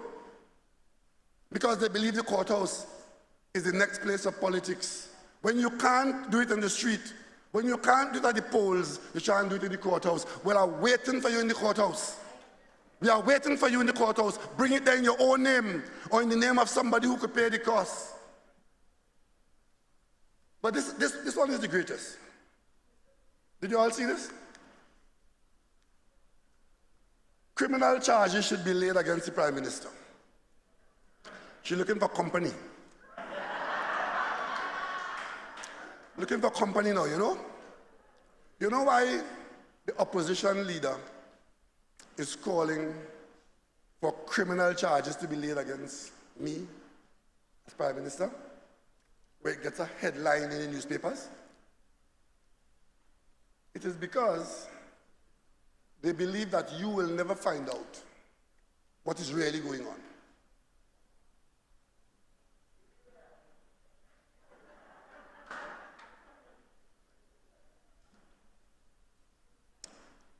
The former Commissioner of Police, who apparently will join us very soon openly in the political arena,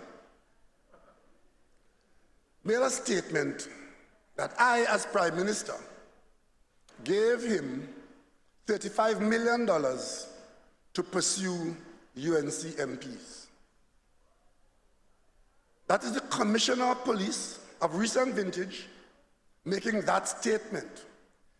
As soon as he made that statement, a former Prime Minister is calling for me as Prime Minister to be charged for doing that.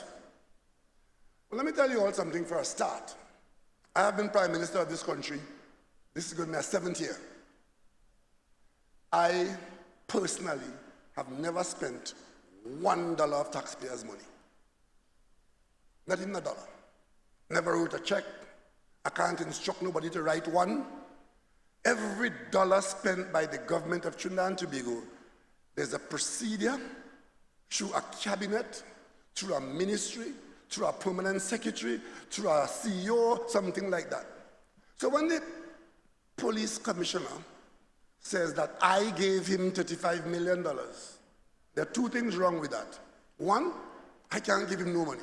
And two, it is not $35 million he got, that the police got to pursue white-collar crime. White-collar crime. And let me take you into the facts of that situation, because you see, we in this government have been behaving very well, watching the wheels turn slowly or even not at all. And it is because we have not been saying what has been going on enough that you can have people trying to take advantage of the silence. Tonight, I want to take you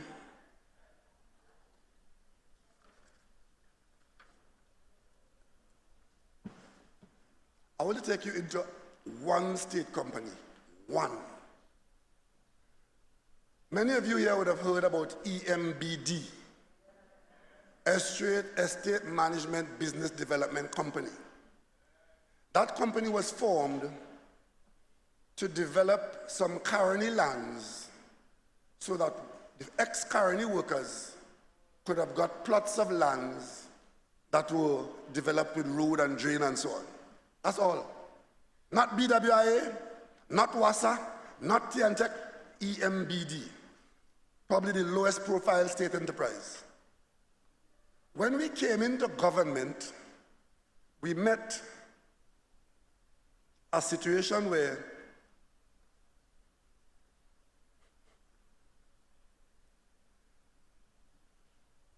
certain selected contractors had in their possession fraudulent certified claims for humongous sums of money. Meaning, these contractors had claims to be paid by EMBD purporting or reporting about work that they had done for this company. Here are the figures. One of them, I'll tell you about the projects. One project, 203 million. Another project, 51 million. Another project, 12 million. Another project, 5 million. Another project, group of projects, 226 million. At the HDC, 280 million. At EFCL, 186 million. If you had time to add up all of that, what I just told you, that when we came into office, we met contractors with certified claims, as good as cash according to them. Because those certificates normally are as good as cash. $965 million of claims against this little company, the UNC. Now,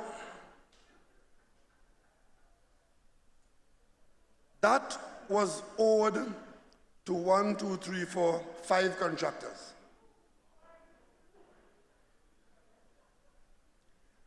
And as we investigated this matter, you see this? This is a flow chart that starts at the top.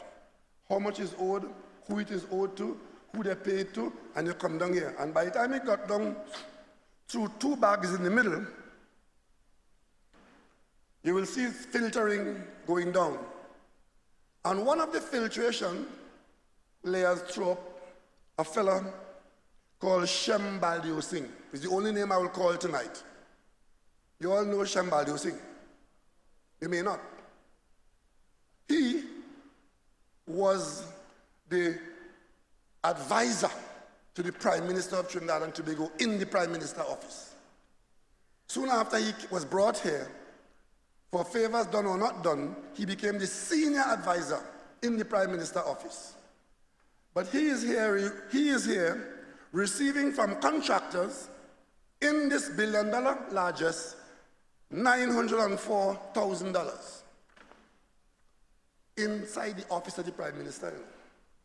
Inside the office of the Prime Minister.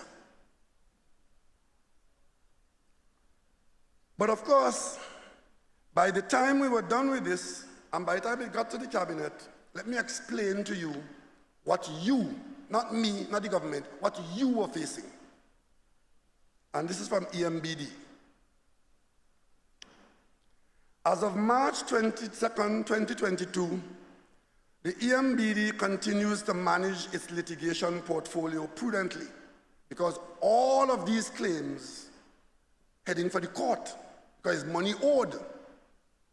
And if you don't pay it the way the contractor wants to pay it, and if the workers in the company collude with the contractor, and you can't defend the company because the documents gone or the workers become witness to for the contractor, you end up like EFCL, where the contractor wins the claim and garnishes the company.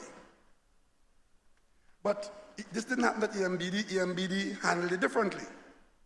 13 construction litigation matters and construction claims were settled or concluded for $43,800,000. Listen to that.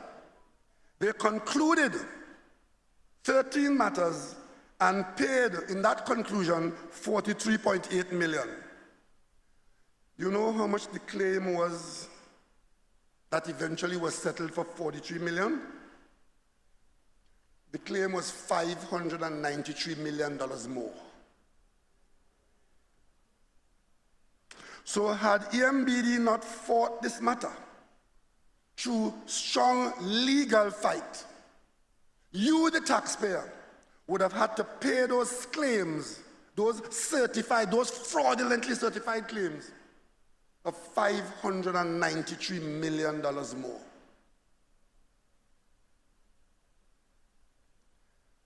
Seven other litigation matters of a value of approximately $1 million were settled for $670,000. But the real pièce de resistance is this one. Active matters. Active matters mean the claims are being pursued by the contractors to collect on their claims. As of March 22nd, 2022, active litigations comprises 4 Court of Appeal matters, 19 High Court matters, 6 of which are consolidated claims, 1 arbitration matter, and 2 industrial court matters. The total claims and estimated interest and costs amount to, and listen very carefully, these are the active matters not yet concluded, and the contractors are pursuing this in High Court and other court matters. $3.77 billion. Legal fees from 2016 to 2021 amount to approximately 3% of the value of the active litigation portfolio of $3.7 billion. So if you are trying to avoid paying $3.77 billion or to have that substantially reduced by removing the fraud, and you pay 3% in legal fees, EMBD is doing very well. I told you they were dealing with a $600 million claim. They settled it for $43 million. So when they come and tell you about 35 million, it's not 35 million. It's 100 million.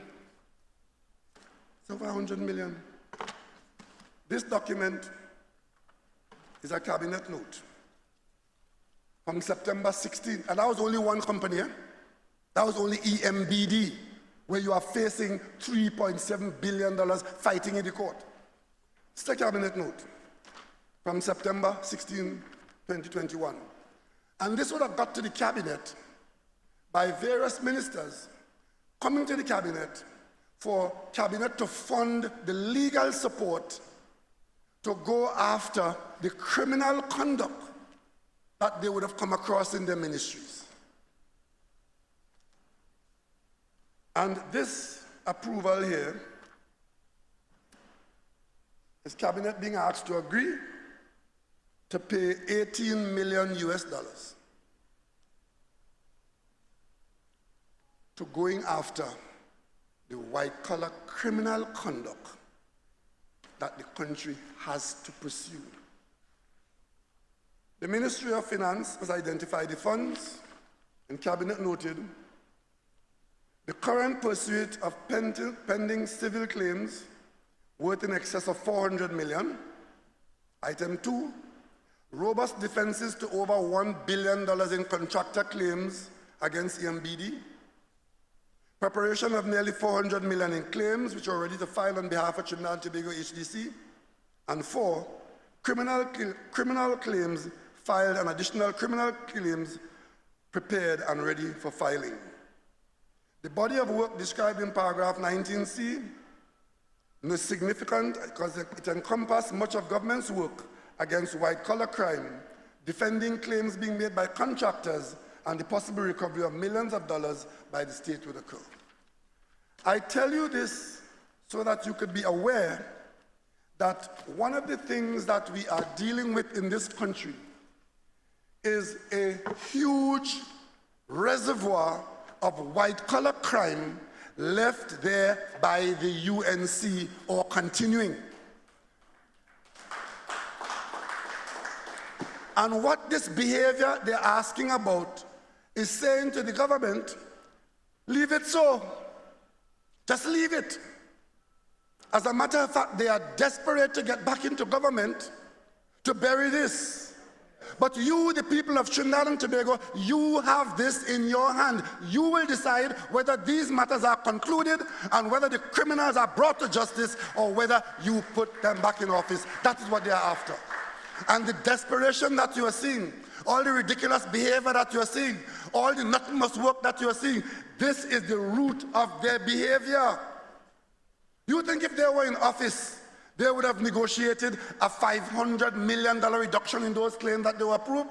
There's one contract in that EMBD package that the contract was awarded for $34 million. And that particular contract had a $300 million increase overruns on it. So the total claim was $300 million from a $34 million contract. In there was a $400 million that the cabinet approved in August of, they approved it in July of 2015. The contractors claimed to have worked in August, and by the 7th of September, election day, all the $400 million was paid to a handful of contractors, say they did roads in Caroni.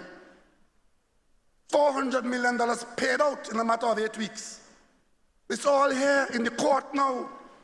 If I had brought more documents tonight, 2 of the documents I would have brought, 2 of them would have had on their cover the names of members of parliament who are in the parliament today,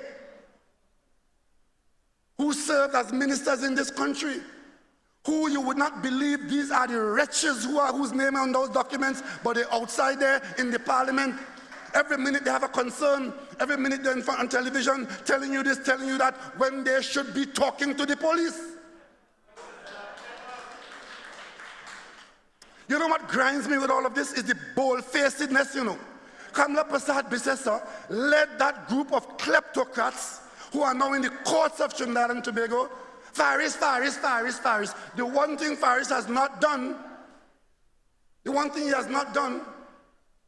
has not found himself before the court on a charge for taking kickbacks from lawyers.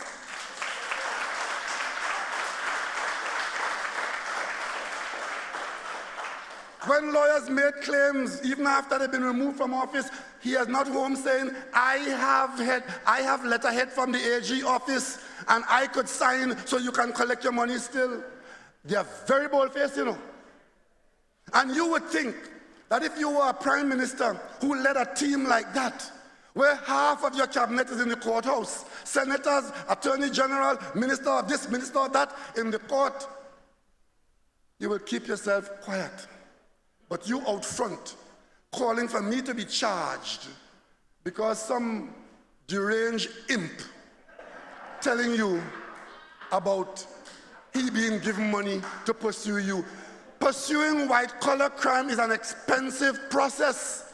You have to hire good lawyers. You have to do forensic audits. You have to have accountants. Look at the Clico matter.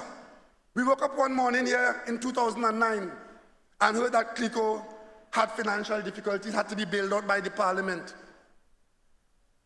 You know how much $100 million that has cost so far in seeking to pursue What wasn't there? And if you have to use foreign lawyers, as we have to here, the exchange rate is probably 9 or 10 to 1. Every murder case that goes to the Privy Council costs us at least $1 million, 100,000 pounds by the time you don't pay for one murder case. But what the UNC is saying to us, because pursuing white-collar crime is expensive, they are to be left alone. I am saying tonight that the people of Trinidad and Tobago has it within them. They have the resources, they have the will, and they have the desire, and they must pursue white-collar crime to the bitter end.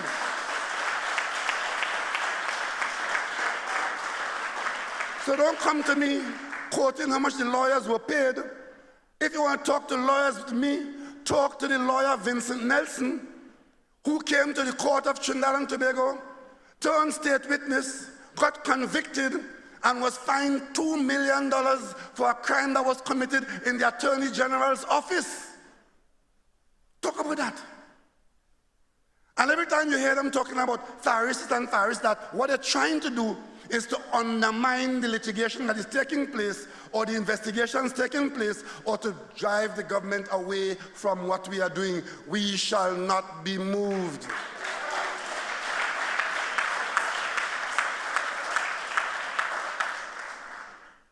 And some of the ill-informed attention seekers, I'm telling you, well, Clarence resigned because he discovered corruption and the Prime Minister didn't want it to come out.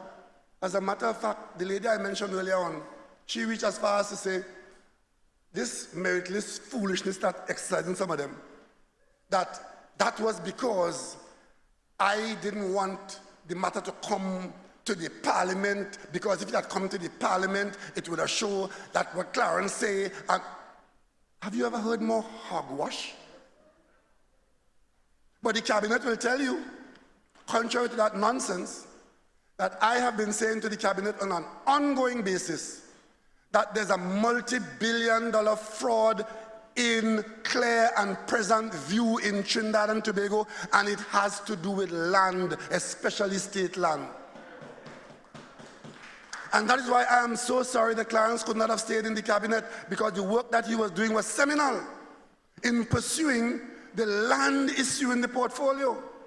And you would have seen in the reshuffle, I have appointed a minister with responsibility for land in that ministry, because we are going to go after the land issue, because it is fundamental in this country.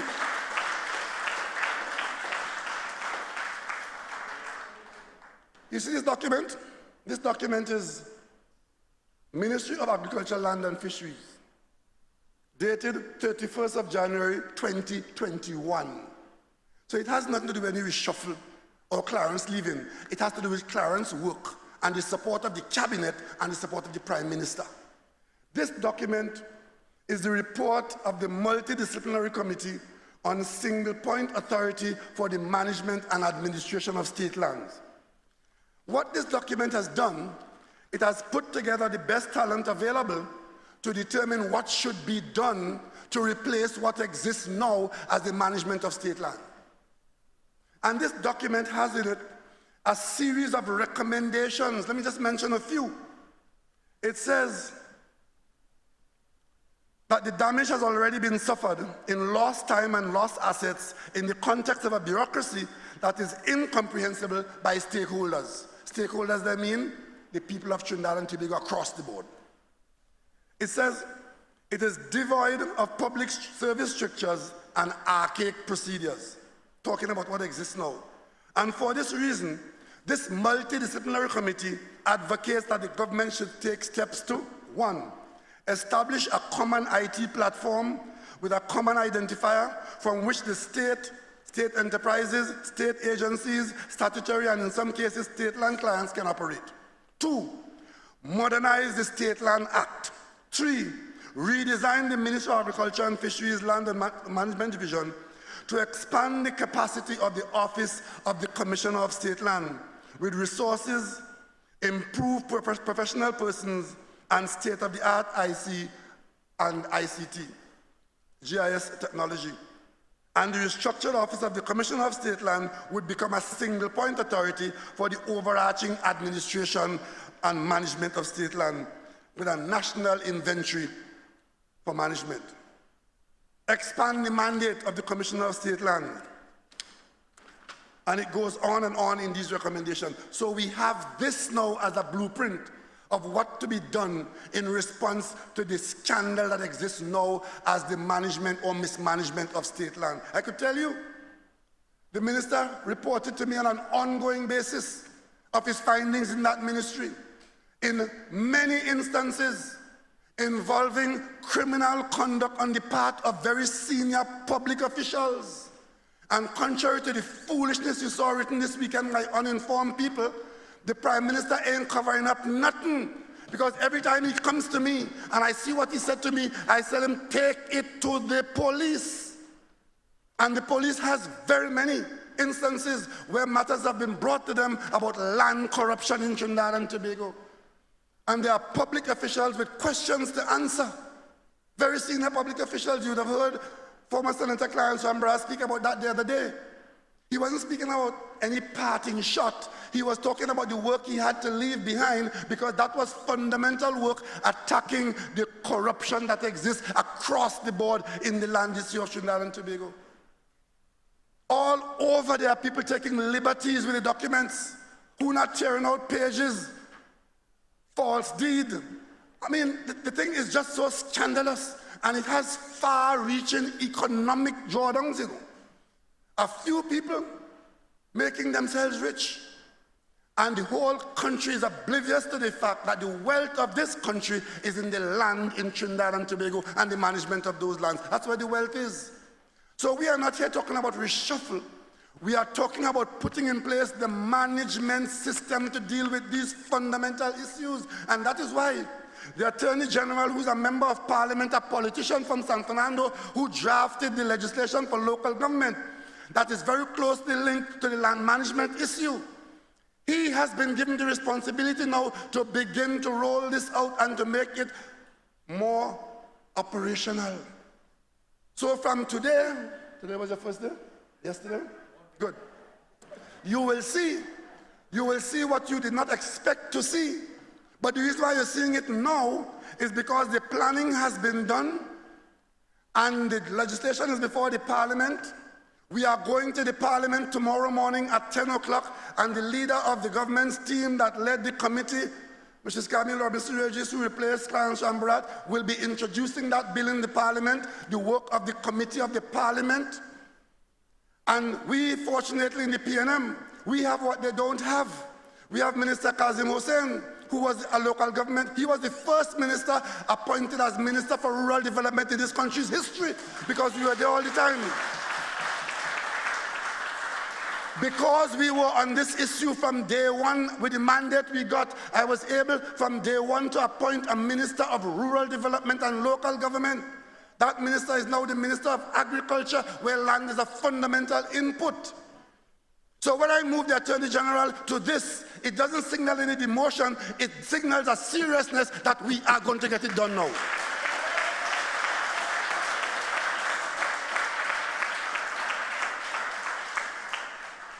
And because we are going to get it done, I don't expect those who supported nothing in the Parliament to support it, because it is in the interest of the people of Trinidad and Tobago to get this done now. Could you imagine, after all that we have done, look at this week. I'm watching television. Big, long 10-minute program, because Sandy Grande Corporation can't cut the grass on a playing field. That is what sums up local government. They can't take part in sport in Sandy Grande. The youngsters in Sandy Grande can't get to play properly in the various leagues because the no authority in Sandy Grande takes on the responsibility or have the resources, they say, to cut the grass. Well, grass grows. You have to keep cutting grass. There's one in Pinal. He was making news for a week. He has no diesel to put in his trucks to go out and service the Burgesses. Never mind that he was playing politics, because he was told by the Ministry of Finance, you have 1.4 million there for services, buy the $75,000 in diesel from that. He said, no, that's his right. They control the corporation. I will not buy the diesel with that money. I will shut the vehicles down and I will go on television and attack the minister and the prime minister. So if you have a local government system, and let me ask you all here, as I'm going to ask them in the parliament eventually, between the last local government election and the one that is coming up at the end of this year, what has changed in local government in this country? Tell me. So they're calling for local government election again. So the local government is about local government election. That's what they're about. Not local government about servicing people, evolving to a standard where you can provide support and bring changes and improvement in the quality of life. Just have an election. Provide stipends to a handful of people. And of course, you know how they see it? I didn't even know that. As far as they're concerned, local government is about cockroach and rat and mosquito. Well, in the PNM, we see more than that. We see local government as bringing down authority and responsibility and service right to your doorstep. Bring it to your doorstep, because the bulk of what you need where you live are local government issues. You come and tell me little side roads in my own constituency. I represent a constituency. If I want a road paved in my constituency, I have to make the request to the Ministry of Works and Transport, because local government has no resources and they have no structure, no delivery mechanism to go and build or fix a road. That is no standard. All the MPs will tell you that. You ask them to fix a pothole, they tell you we have no resources. You have an infestation of rats, they have no resources. All they have apparently is workers on a payroll. That's all. We are saying we're going to change that. We are going to change that. We are going to put executive authority in all 14 corporations. We're going to put them in a position of funds where they will not be in a position to say, I don't have funds to fix a road or to fix a drain or to service you as you will. And you know we do that? All of us, all over the country, how much tens of hundreds of thousands of us, each of us will pay a little bit towards local government. And that is called property tax. When you do that, all local government bodies will have a revenue stream which under law will belong to them, can only be spent by them, exactly where they collected it. That hypothecation is what's going to ensure that the money that you put into local government is spent on you. And of course, they will tell you that this is the wrong time to do it. What is the right time? 2015? No. 16? No. 17? No. 18? No. 19? No. 20? No. 21? No. 22? No too? What is the right time? It is because we know that it will bring a benefit to you that now is the time, and now is the time to do it, because it brings an improvement in the quality of your life, and it will bring it now. We are going to Parliament tomorrow to pass local government reform.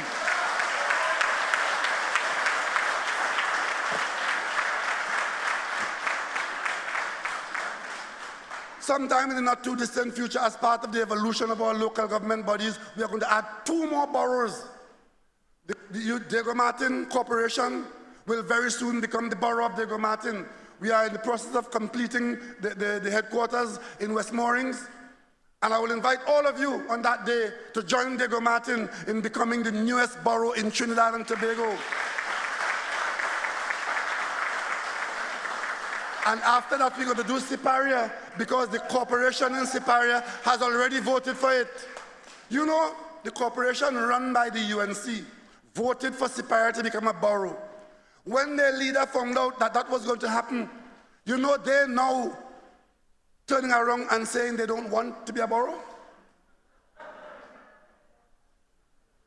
That's what they're saying. Having voted for it in a spirit of understanding that they will benefit by having their status lifted, and that we are going to put new management structures in place with the local government reform exercises, all of a sudden, like everything else, we're not agreeing. But Siparia, we know that the majority of people in Siparia want to progress. It has nothing to do with who is your MP. It has to do with who is your government.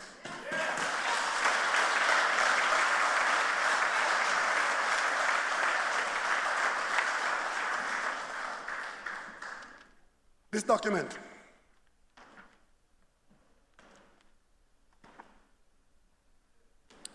report on audit into the provision of services of registered land surveyors at the Ministry of Agriculture. Another place of issue. Clarence Rambrat's work. Another place where we have serious problems. This document went in, chronicled it, and put it there. It is now before me as Prime Minister, before the Cabinet. And of course, it involves the public service. It involves senior public officials. And it involves the good order of Trinidad and Tobago. This is the work that Clarence Rambrat was doing in the Ministry of Lands, in the Ministry of Agriculture. So we as a government, we're not dealing with VAPs and VICI. We are systematically addressing the problems of the country, and we will continue so to do. That's what we're doing. So we can stand on the foundation of all of these documents. We can go to the Parliament, having done the work, having drafted legislation, or having made changes with Cabinet authority. We can go to the Parliament because we are, in fact, managing your affairs in a sane and sober way. So, ladies and gentlemen, you don't have to depend on the weekend newspapers to tell you what is going on in the country. What you have to do is to take a serious view of the challenges that we have in Trinidad and Tobago and decide whether or not the government is dealing with those challenges. I don't expect everybody in this country to agree with everything we do. But the one thing I expect by everybody in this country is to be aware of what is being done and the reason for which it is being done. That's what I expect of you. As we move forward in the Parliament and on the local government rounds, we will pass the legislation because we have the majority in the Parliament to do so. And then we will put in place the management structure that the legislation requires to make local government become that thing which we hankered after for decades. That is where we are now. And if there are those who do not agree, we'll respect their point of view. But it is not the minority that determines what happens in this democracy. It is the majority as you respect the position of the minority.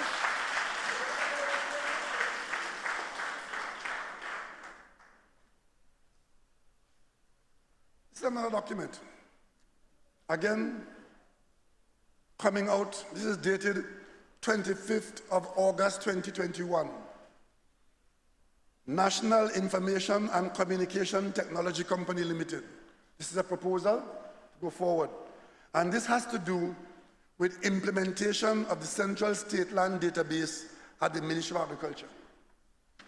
And you know, there was, as we do these things, knowing that we do them so that we can improve on what exists, that is what progress is about. And if you can't commit to making those progressive changes, then all we will do is go from election to election, from election to election, talking about persons. That is what happened last weekend, you know. The entire conversation last weekend was about persons about individuals whose feeling was hurt, who had a bigger status, who had a higher station, who hiding something from who covering up what, who talking about what's going to happen in the PNM. All about personalities and not about institutions. We are talking about a dramatic institutional change in the country, and I could not find one paragraph about what local government could and should mean. And I could not find one commentator who could have linked the developments that the reshuffle pointed to and say, well, this is going down this road because this is what the country has been on for such a long time. This is what the PNM has committed to at a convention. This is what the documents had said. This is what when we laid the law in the parliament to be adjudicated upon by the parliament and sent it to the Joint Select Committee, this is what it was. And now that the committee has reported to the parliament and the majority in the parliament supports the committee's recommendation, this is what it is going to be. People of Trinidad and Tobago, we are better than that. This country has too many schools. This country has too many people who ought to rise up and say, I am counted among the sane and sober. Because when you do that, you will see the progress that we are making. Jerem didn't win that gold medal by just walking out to a track and start to run, you know. He trained hard and he believed in himself. And he was not put down by other people running or telling him how fat he was or how tall he was or how thin he was. He knew what he wanted to do. So there are moments when we prove that we are in fact world class. And we are not to be beaten down by the constant Sunday night and Monday morning foolishness of the UNC trying to give you the impression that this country's future is one that you should be afraid of. I tell you, these are difficult times. Every country in the world today is experiencing some element of difficulty. And we are not immune to some of those difficulties feeding right into our borders. We are facing, because of a war in Ukraine, we are facing serious food issues. Prices are going to go up. Prices have gone up. Some people believe that if they shout and say the Prime Minister, that it will go away. It will not. What you have to do is to focus on how you can reduce the pain that's going to come to you, and the government has its role and you have your role. And as I mentioned that, one of the issues in front of us right now is the whole question of how much we pay for fuel in this country and who will carry the bill. Oil price is $115 today. That means billions of dollars in subsidy. The question we have to ask ourselves is whether or not, if we have a few dollars, whether subsidizing fuel to the full amount of that program is what we need to do. I've asked the Minister of Finance to speak to the country by next week Thursday on this matter, and you will hear how the government intends to proceed. Shouting at the government is not going to help. Understanding the problem we are facing is going to help, because you will be able to determine whether or not the government is properly taking decisions in a reasonable way and give you a good chance to be relieved of some of the pressure. We can't commit to doing all of it. There were those who felt that COVID-19 would have put an end to the government and to Trinidad and Tobago. Thankfully, it has not been so. Tonight, we continue to be mindful of the fact that there's a pandemic and that there are viruses out there that we should avoid.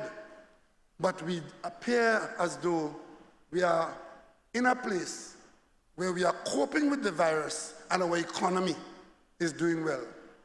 I waited to see what was going to happen after Carnival. The 14 days after Carnival would have come and gone. That additional mixing that we did has not changed our circumstance for the worse. So I am now being minded to tell the country, I see no reason now not to open the country up completely.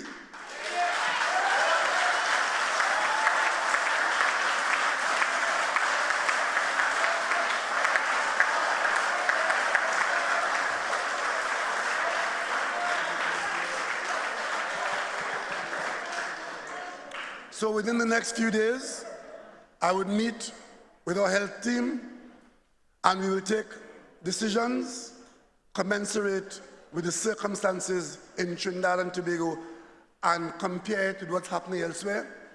Because remember, there are 1 or 2 countries right now facing major outbreaks.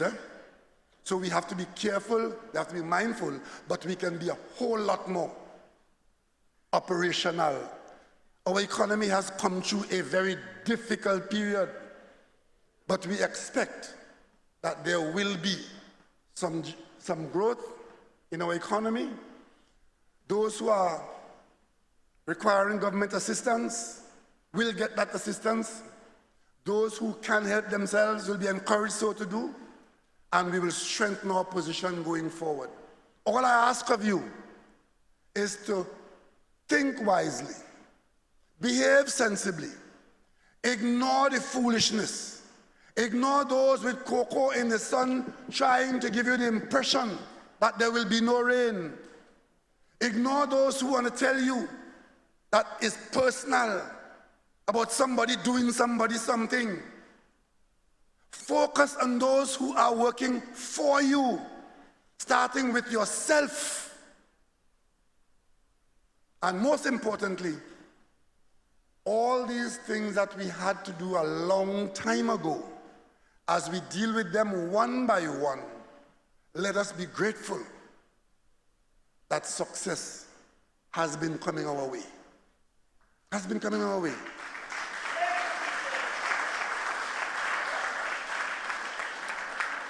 The Minister of Education in the next few days will talk to you through the media to tell you where we are, and I'm very happy that we are in a position to bring our children out to school.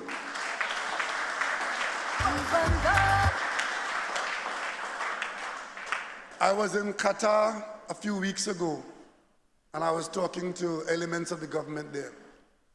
And they virtually had not closed their schools, They had COVID, but they had taken, the intensity wasn't as great as it was here, because whether you like it or not, in some countries, people follow instructions as they are told. In our country, this is Trinidad. But out there, their children have been in school, and there's very strict instructions to everybody, and people who are following the instructions and trusting in the outcome. We are at the stage now where our children should be coming out to school in April, and we will prepare for that, and we trust that when that happens, I am going to be the first person to exhale when we get back to that situation where our children can go back to school. I find that so painful that they had not been able to go out to school for 2 years. And I asked the country to just continue to be reasonable.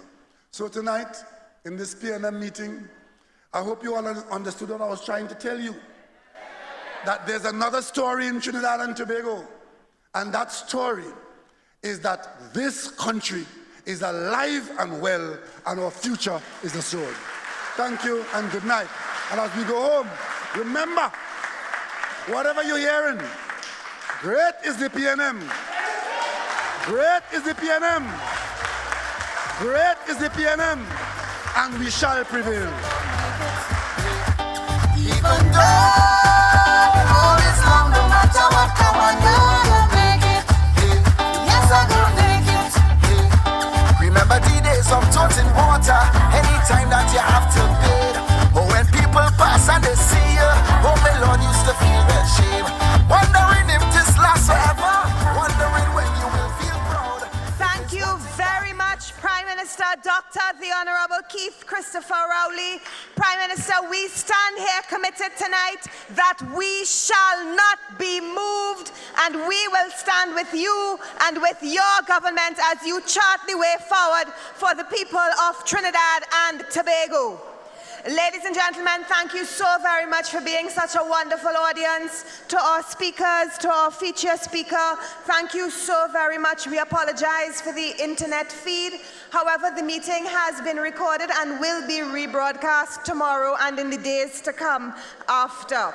Thank you so much for joining us on this PNM platform of truth. Please get home safely and may God bless each and every one of you.